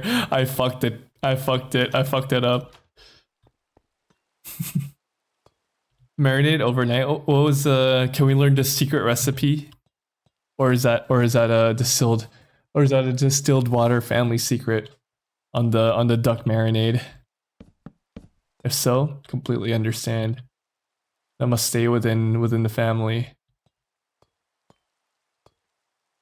Kind of anything I really had. That's the best kind of marinade, honestly. Just like fucking throw everything. Throw everything into it. It's just like whatever. Fucking the kitchen sink. Who gives a fuck? Who GF?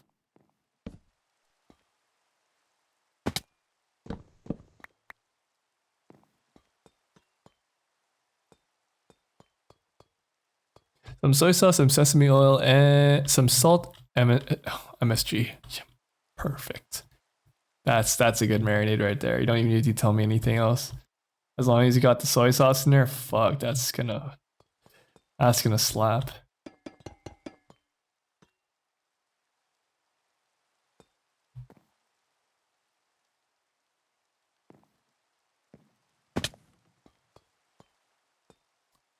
Do I have any more apple wood?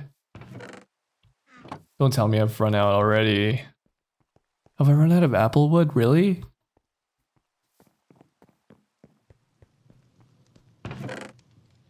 I've run out of... Chat, I'm gonna have to go and get some more apple wood. Paro, I asked some other Neverlivers, but I would like to know if the parishioners were to cause all sorts of havoc across hell, how would you handle to stop them from continuing to be a bunch of hooligans? Would you remove their joints, beat them up, stern talking to?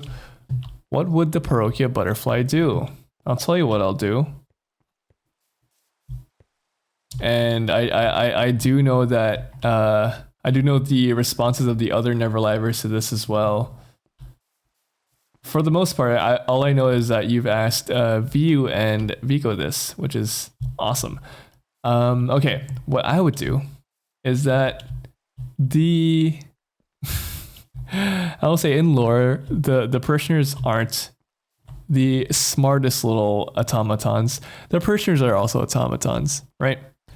Viu and Rain, that's right. Vico asked himself. Ah, I see. Okay. I'll give you guys some context. The parishioners are also automatons like me, but they are actually more of like a hive mind because they all function under one joint consciousness. So I really only have to convince one of you to stop doing something, and then all of you will follow suit, like monkey see, monkey do. You guys don't really have a concept of free will or are capable of having free will. For my own benefit, of course. It keeps you guys in line. It makes my job easier. Not that I really look after you guys in that sort of way. Like Vico looks after the wisps, or V-Rise looks after the Awooligans. But in my case, I imagine the parishioners to be a bunch of entities that follow me around, like baby ducklings would follow around their mother, right? So what I would do if you guys had suddenly become capable of, your own free will and and wanted to cause some trouble that is against my wishes, or it would besmirch my name in any way, is what I would do. I would find your core consciousness and I would crush it between my hands, and all of you would fall limp, just like the machine life forms in your automata once they're disconnected from the machine network. Because there's this special little orb that connects all of your little consciousnesses, and once I destroyed that, all of you would fall flat and just become decommissioned. But that will never happen because you guys aren't capable of doing that. This is just a hypothetical, so you guys are fine, right? You guys are fine. But what if there is another hive mind? So in the case of like being disconnected from the, I'm getting focused someone else on. So let's say another scenario, right? I'm gonna entertain this a bit more. Okay, so if there was a scenario that suddenly, once I do destroy the shared consciousness, like the sort of like machine that's like running it or whatever, because it's in my head it's like a physical object that is controlling all you guys. Once I decide to like destroy that because you guys are doing something devious, right? Let's say in this scenario that most of you do end up becoming decommissioned. However, there's a small group of you who end up staying alive, but are just now disconnected from the shared consciousness. So now, not only are you still capable of free will, you do not share a shared consciousness with each other. So now you're able to think for yourselves now, right? Then it will become my mission to hunt each and every one of you down until the last parishioner is no longer blinking their little eyes and making their little beeps, and I'll make sure none of you escape.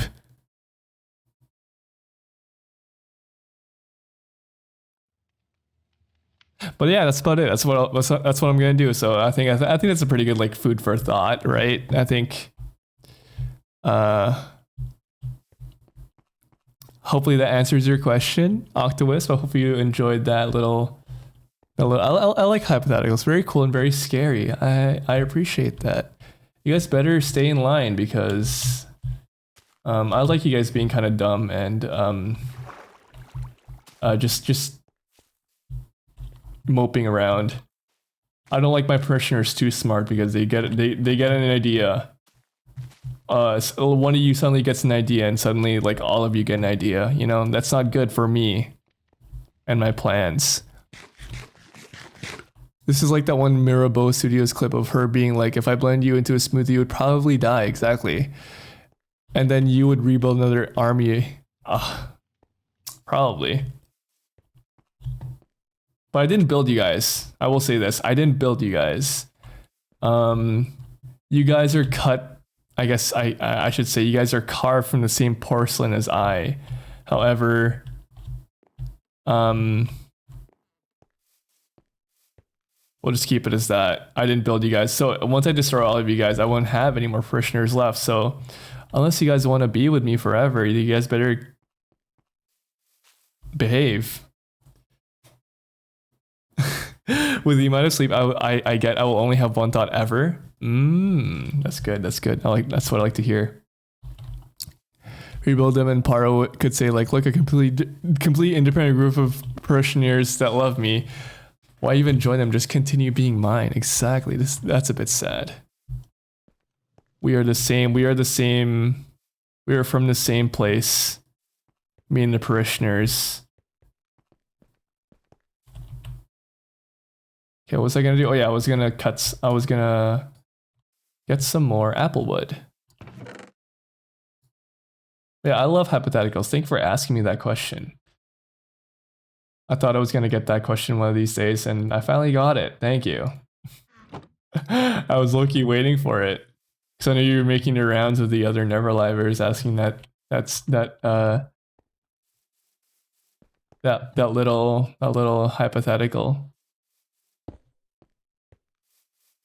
Thank you, Captain Paro. You're welcome. Let me get my saw, my wood saw.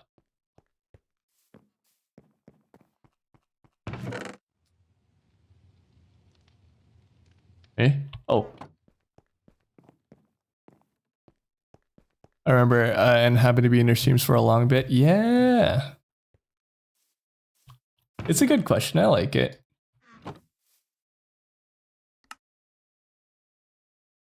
It's a good way to exercise my brain when it comes to like doing yes and stuff. I like doing this sort of thing.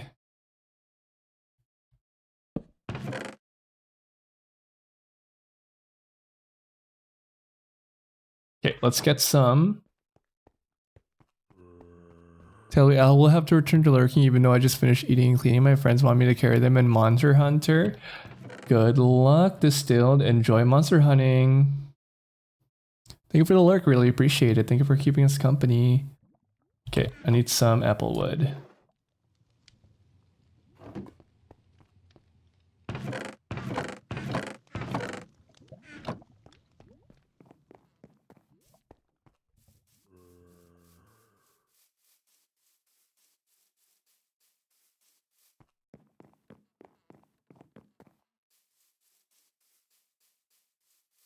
Sometimes I think about doing more like community stuff, like community oriented streams. And I have thought about some recently. One of them is doing like an art stream where we have like an online shared canvas, and even though if you guys aren't good at like drawing or anything, you're still able to like join me and like doodle if you wanted to. I think that would be a fun community stream. But I'm a bit scared to do streams like that just because like I have social anxiety. But I think those streams seem to do well with forming a cohesive community with your chat. But it's just something I need to get over with, and I think you guys would enjoy that kind of thing. Even doing something like a Monster Hunter stream would be really fun for you guys. Having like an open lobby. I still haven't been. All it takes is that first step. Exactly. And then all I know is that once I do that first stream of like that first community stream, once that's out of the way, I'm gonna be like, okay, I'm comfortable with doing something like this.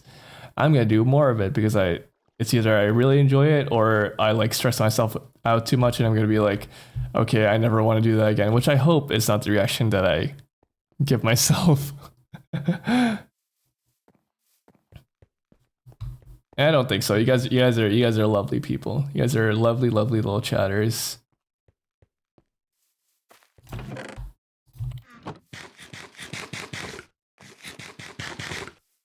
I'm trying to think of other creative ways or maybe like some other things that VTubers or streamers have done to do things for their chat. That doesn't include like subathons or whatever, because that's a different thing.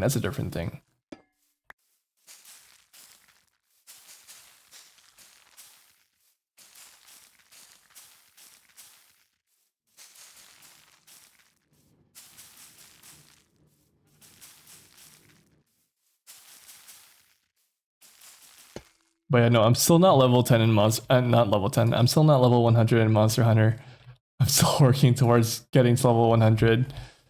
So maybe, honestly, one of these days I'm just gonna do like, I stream until I get to like level hunter rank 100, and then I stop.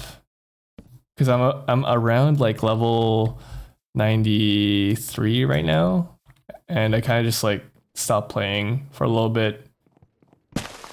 Or maybe I keep playing until I get to like level, I don't know, level 200 or something. I think that'd be funny. We will carry you? Yes. I haven't even beaten Omega Planeta yet. I haven't even gotten to fight Ligercus yet. I haven't even gotten to fight Gogmagios yet. So it'll be fun once I get to those. But I need to increase my hunter rank. I've just been doing like little like hunts here and there. How would be another you too, Avery? Ah man. I mean, it's good to know that's not only to me, but I get it, man. That fuck ass bug is hard as hell to destroy, isn't he? Power level 2 of my friends to 100 because they only got back recently into Monster Hunter. I haven't beaten that robot. We can give it a shot one day. Yeah, for sure. Now that I'm like starting to like get back into streaming, right? I've been wanting to do more like community stuff. That can be something that we could do. That'd be fun. I really like Charborg's interactive streams. Check out his YouTube channel, Charborg. Oh, Grimmy is a big fan of Charborg.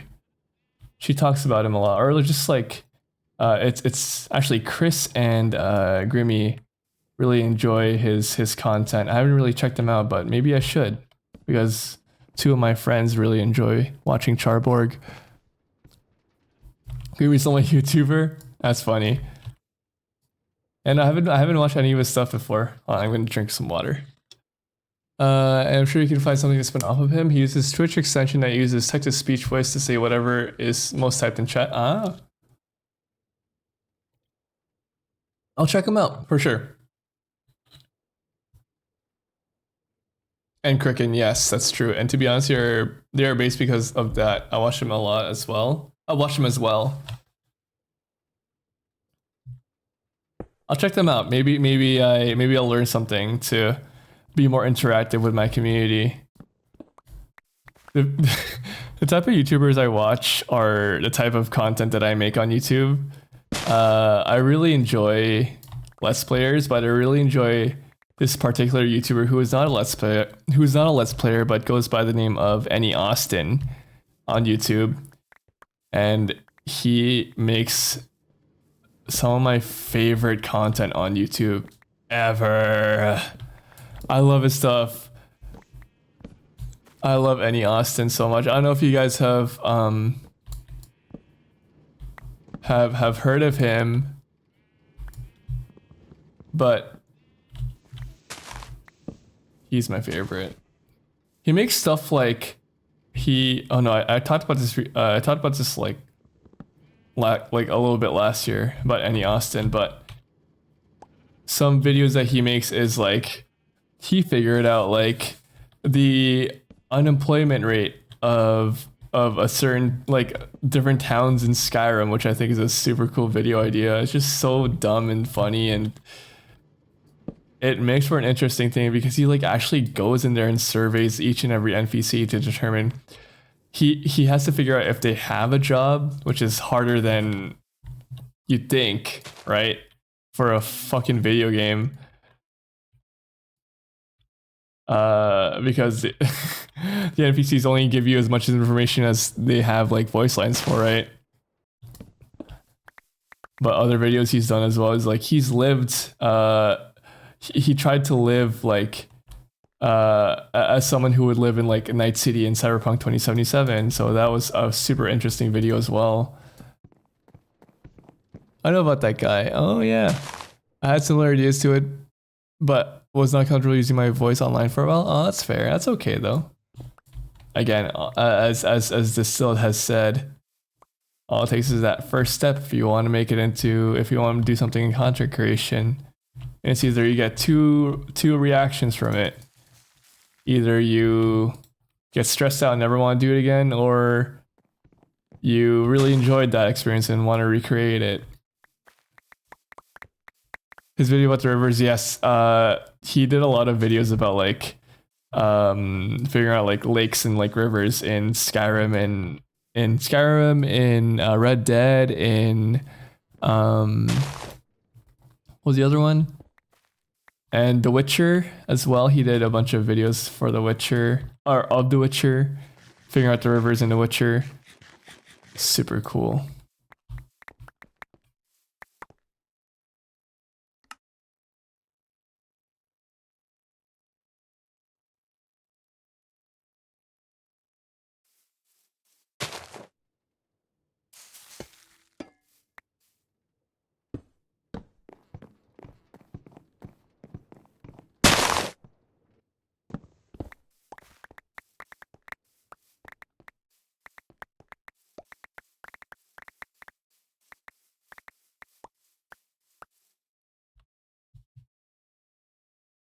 Oh, my back. Oh, my back. I'm getting a little tired, chat. Paro's getting a little bit tired. Didn't he do the Bethesda space game too? Starfield? Is this Starfield? He might have done like one Starfield video. Yes. Paro is a little bit tuckered, chat.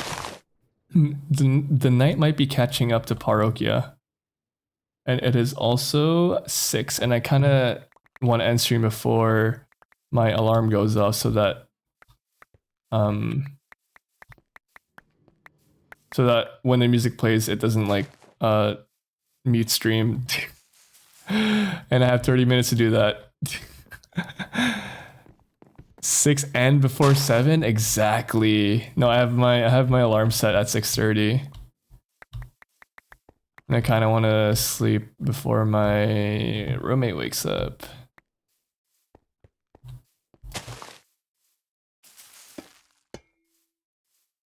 Well, we got a lot of woods. I'll continue this next stream, finishing up this little like town, this little town offshoot. 6, 7, all the way your ears pop out of your cap. I keep looking at them. Yeah. Yeah. I love it. Of course it gets into agile. No. I'm so sorry, guys. Maybe it's time to. You guys have suffered long enough in agile. You fucking mind? Oh my god, thank you for the sub. Subscribed to your channel for 4 months. Thank you for the sub, Riri. You're so sick of. I will. Oh my god. Thank you. I really appreciate it. Riri got so sick of the ads that they decided to sub to me. Thank you so much. For 4 months. Thank you for the 4 months as well.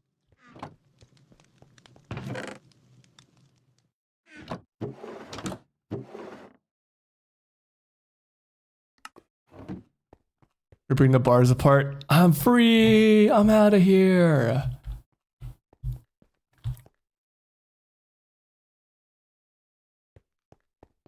Now I'm gonna finish this one building and then maybe I'll call it a night. You know what? I'm just gonna like stop the alarm. Turn off for today. There we go. Okay. Slapping out of existence. Okay, I'm going to finish this little building. Harukia wants to finish the little building before they go on the nights.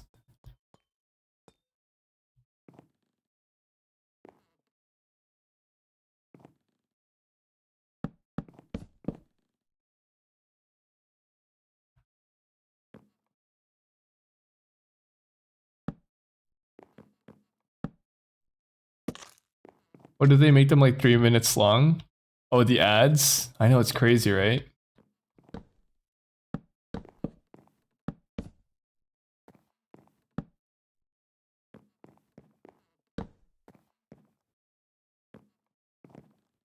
I wonder how frequently I've been running ads. It feels like every 30 minutes you guys have ads. I don't think it should be that long.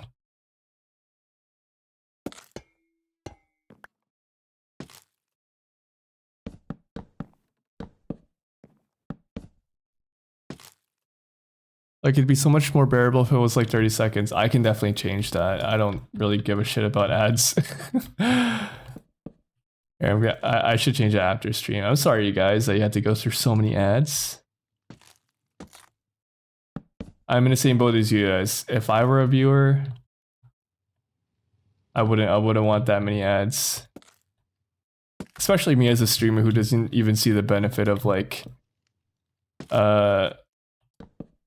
getting that many ads and then like earning like like half a cent from them. So it's not even worth it for me, you guys.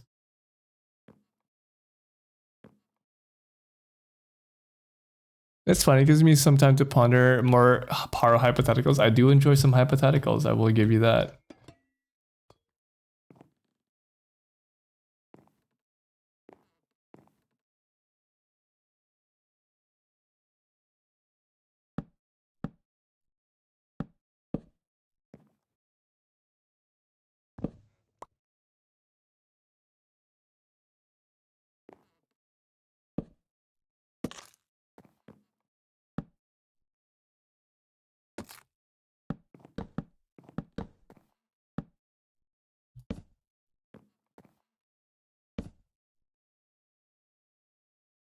Five minutes feel a bit much. I'd rather have 30 seconds of ad every 5 minutes than like 2-minute ad every 25. Okay. Yeah, that seems a little bit too much still. I'd rather you guys have no ads at all and enjoy my content for free forever. Just kidding.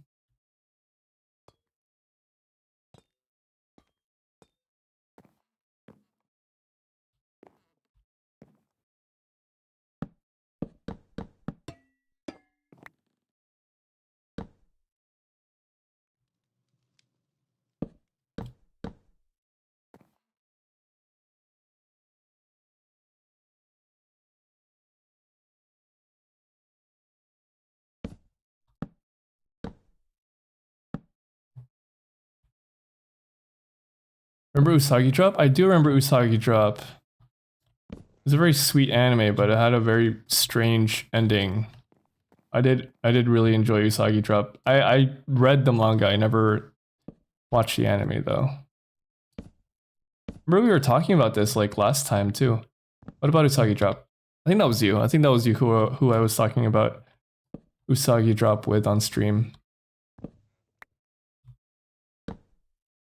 This was a long time ago. Holy shit. Yeah, what about it? Sorry, I'm just very excited. What? What do you want from me?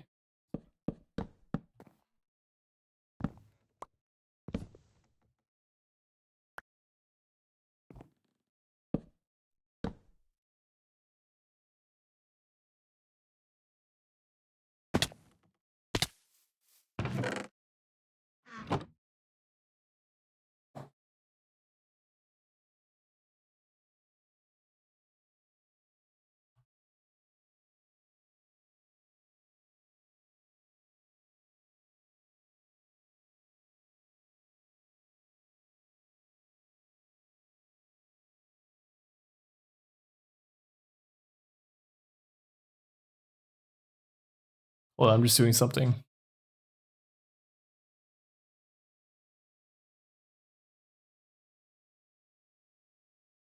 There we go.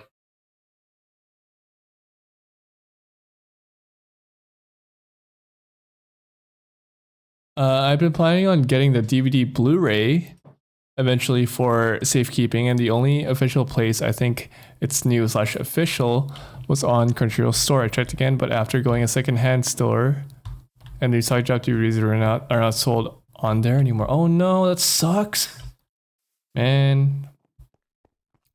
The only way, hold on. The only way to grab it now is through the Japan import from Amazon. $100 is the first listing. Oh my goodness, that's so much. An eBay listing. The eBay listings are fine, but still wanted a new copy. So sad. That's so much, man. That sucks. Yeah, imports are crazy. Like the price for if you're getting it like imported. A lot of my anime figures are like imported from Japan because they're from I buy them from like a secondhand site, Ami sometimes, and it is very expensive, but it's actually a lot cheaper than if I were to buy them brand new. So even with like the import prices, it's still more affordable for me, in my opinion. But I do get like the cheapest shipping ever, and it takes it like 3 months to get here, which is a sacrifice I'm willing to take just because I need my anime plastic, and I do not feel like spending like twice as much on shipping just to get it here faster. Blu-ray, my nemesis. I asked you about it a while back. Yeah, is it one of your favorite animes? I hope you do get it. Are you planning to buy it then? Like despite all that? Why does Avery hate Blu-ray so much? What's the lore? Is there lore? is there Avery hating Blu-ray lore? I think I'm gonna make this like gonna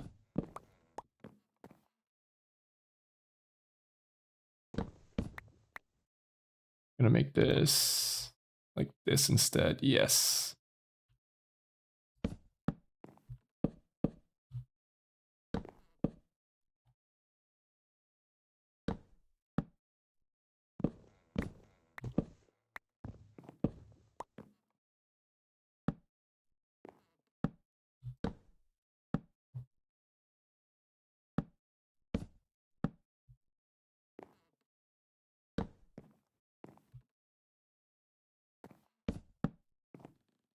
Hello, Brian GD. Hello. Welcome in. Hope you're having a good day.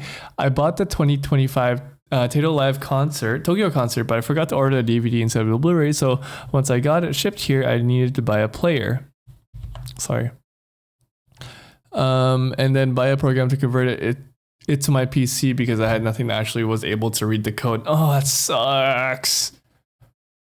I'm still in a row with plastic figures of Transformers. Oh, that's cute. I know you're a big Godzilla fan as well.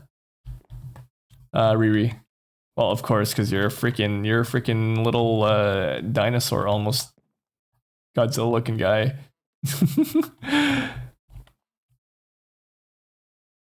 RIP no player.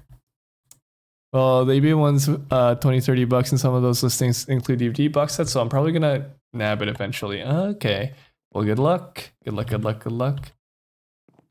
I need dark oak.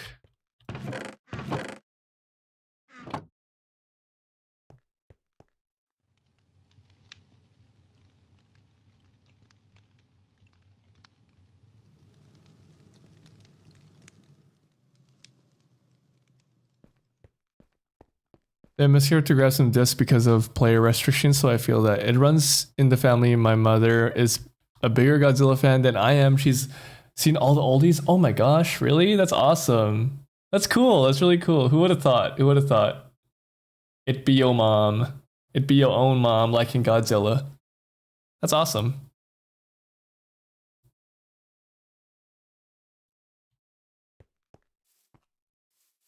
I never got into Godzilla, but I know that Coffee is also somewhat of a Godzilla fan as well. I do appreciate the classic Godzilla movies. Cheap viewers on streamboo.com. Fuck yourself.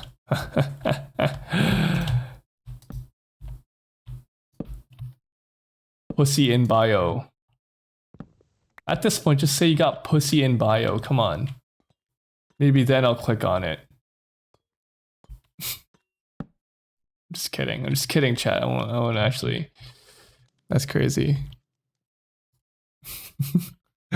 Cheap viewers, not cheap. Expensive viewers. It actually thought you were a bot when you said that. That's crazy. No filters, by the way. You still got flagged for saying that. No filters, by the way.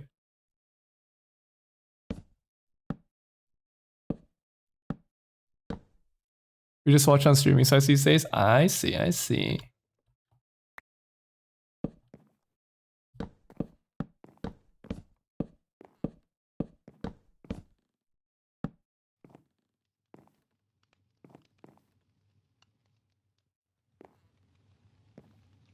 It's honestly so awesome when, you know, your parent has a hobby and then they sort of like pass it on to their child.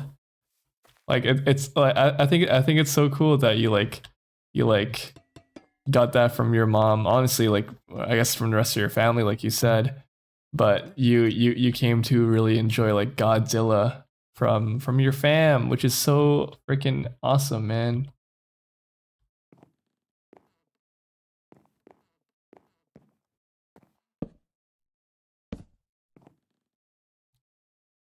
I drew my mom as a kaiju once and she loved it. Oh, that's so cute. I can imagine. I love your art so much. I can imagine how that would have looked like. That's awesome that she loved it. Of course she would love it. Her own kid made it for them.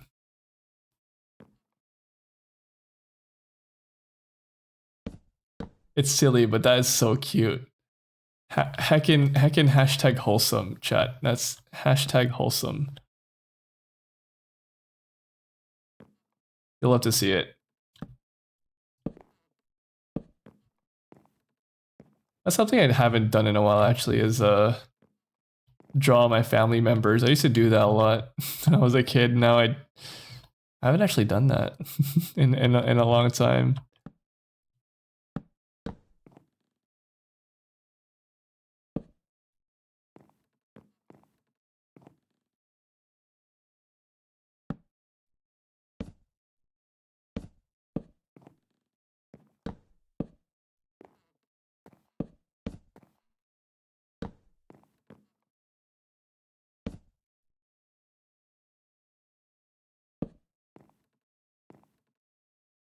What is this? Jump scare them. I should jump scare them. I mean, it was my mom. It was recently my mom's 60th birthday party, or 60th birthday, not birthday party. On this earlier this January, and I did. I do a bit of photography on the side. Paro knows how to work a camera, and I was her photographer, and I was taking pictures of her and her guests and like the entire like party, because they rented out this whole venue, and then they're like, oh, we want you to take pictures, and I'm like, okay. So I did that. I also like was in charge of like I was also in charge of, I actually volunteered to do this because I wanted to make something for my mom. I made her a little movie. I spent a lot of time working on that and just edited a movie for her. And it was a lot of fun. I hope she loved it though. She loved it. I'm not gonna say I hope she liked it. I know she loved it. It was nice. She low-key cried and I was like, oh, she loved it so much, and I was like, oh, this is awesome. Seeing your mom cry is like it's like one of two things. It's either one of the best things or one of the worst things, but either way it makes you cry as well. You know what I mean? But I know that she loved it a lot. The movie that I made for her, and it meant a lot to me, and I'm happy that it meant a lot to her too, because 60 is a big thing to get to, and she's the oldest of her siblings, and I don't know. I wanted something special. I didn't get to make something for her 50th, so I'm glad I was able to do something creative for her 60th birthday. I still actually need to send her the video file for that. Maybe I'll burn it into a CD. Who knows? There'll be a copy of the movie that I made for her on a CD. It's not a very long one. It's only like 5 minutes. I didn't have too much time to like actually make it. I did the best. I did the best that I can with the time I was given. Because actually, it was my dad who was playing the whole thing, and he was like trying to keep it a secret, but he was like scrambling. So I was like, you know what? I'm gonna help you out. Okay, I'm gonna make a video for mom, and then it will be like the big present, right? And hopefully it will help with like making this like a better, like a more memorable experience. And it did. Haru's tactic of one-upping the rest of their family. Just kidding. Very sweet. It was. I don't know. Sometimes I feel like I don't get to do enough for my mom, and it was one thing that I was like it was one thing that was like very proud of myself that I was able to do for her, because you know you do your parents do so much for you, and then you just never know how or like when the right opportunity is to like repay them when you're also like super broke. And I'm very fortunate to be like a creative person that I'm able to give her something that is from me,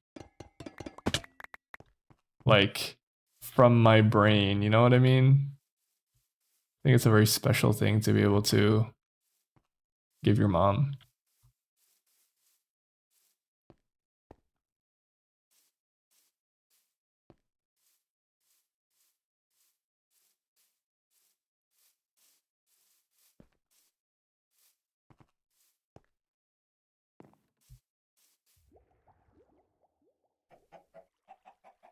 Well, rain.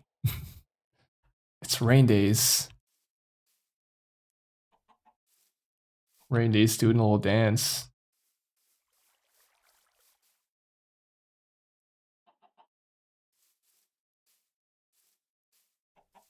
Scary rain days. Yeah, being able to give them anything would be nice. RT stuff is really good. Yeah. I think that's one benefit of like being a very creative person, is that you can give them something that you can that is uniquely you, right? But that also comes with its own troubles of being like, what do I make for them that they would enjoy, that I know they would enjoy? Because they might not enjoy the thing that I give them, which is okay because they're not forced to like the thing that I make them. But you want to make sure that I want to at least try to make something that they will like. But at least parents are very appreciative creatures. The parents are appreciative creatures. Their standards are not too high for their own offspring. At least mine aren't. Can't say the same for a lot of other people, but I'm very fortunate that my parents don't put a lot of pressure on me for doing things like this. I mean, I volunteered to do it, so. Hehehe. Something very hard to replicate, exactly. My parental creatures.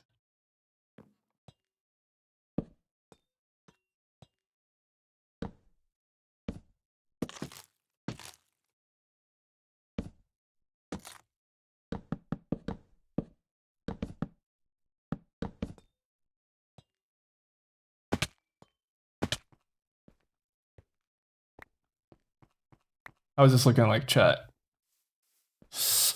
A whole load of bullshit.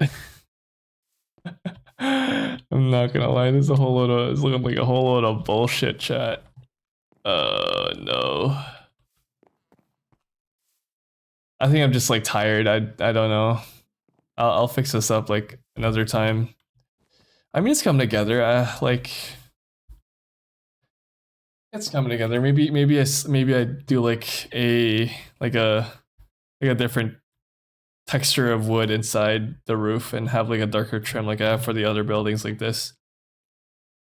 Maybe I strip the logs inside, but I think for now I'm gonna leave it there. I'm gonna go to bed. Hold on, chat. I'm gonna switch over to just chatting.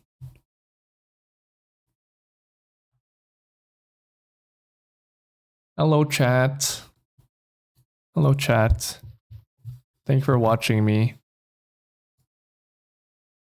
Most builds compared to mine are great. It's okay. I try my best. Sometimes I get too tired. And I don't want to do anything else. Thank you for watching me, chat. Thank you, thank you. Hello, Potato. You came at the worst time. I'm just ending stream. Thank you for the offering, though. 20 teeth and 1 golden tooth. Potato is not... Potato is not cheaping out on the golden teeth lately. Thank you. Oh, Potato's here. Thank you for watching me, you guys. Do I rate somebody? Is there anyone that's live that I know? Maybe I rate somebody. I like rating people. Rating people is fun. I got a lot of new people come into my chat though today, so it was very nice.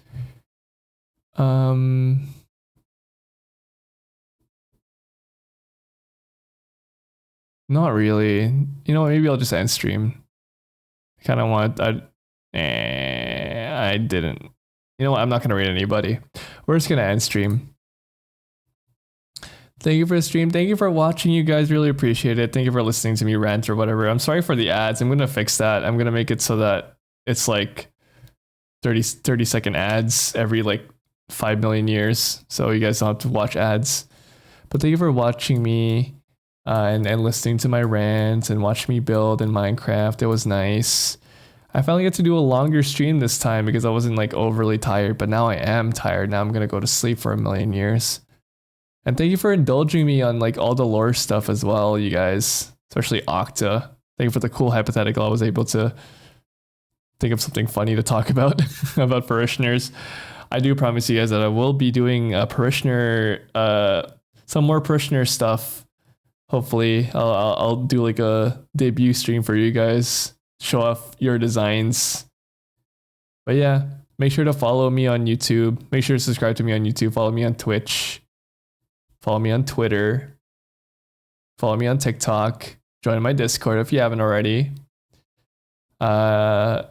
Hopefully there'll be a new video out in like 2 or 3 weeks. I'm working hard on it. It was very informative. Thank you, Paro. Dual nationality obtained. Yeah. Congratulations to all the new parishioners in the chat. Really appreciate it. Our nation grows strong. Make sure you don't do anything too devious or I will cut your brains off. But anyways, I'm going to be ending there. Bye, guys. Good night. Have a good rest of your day. Bye-bye.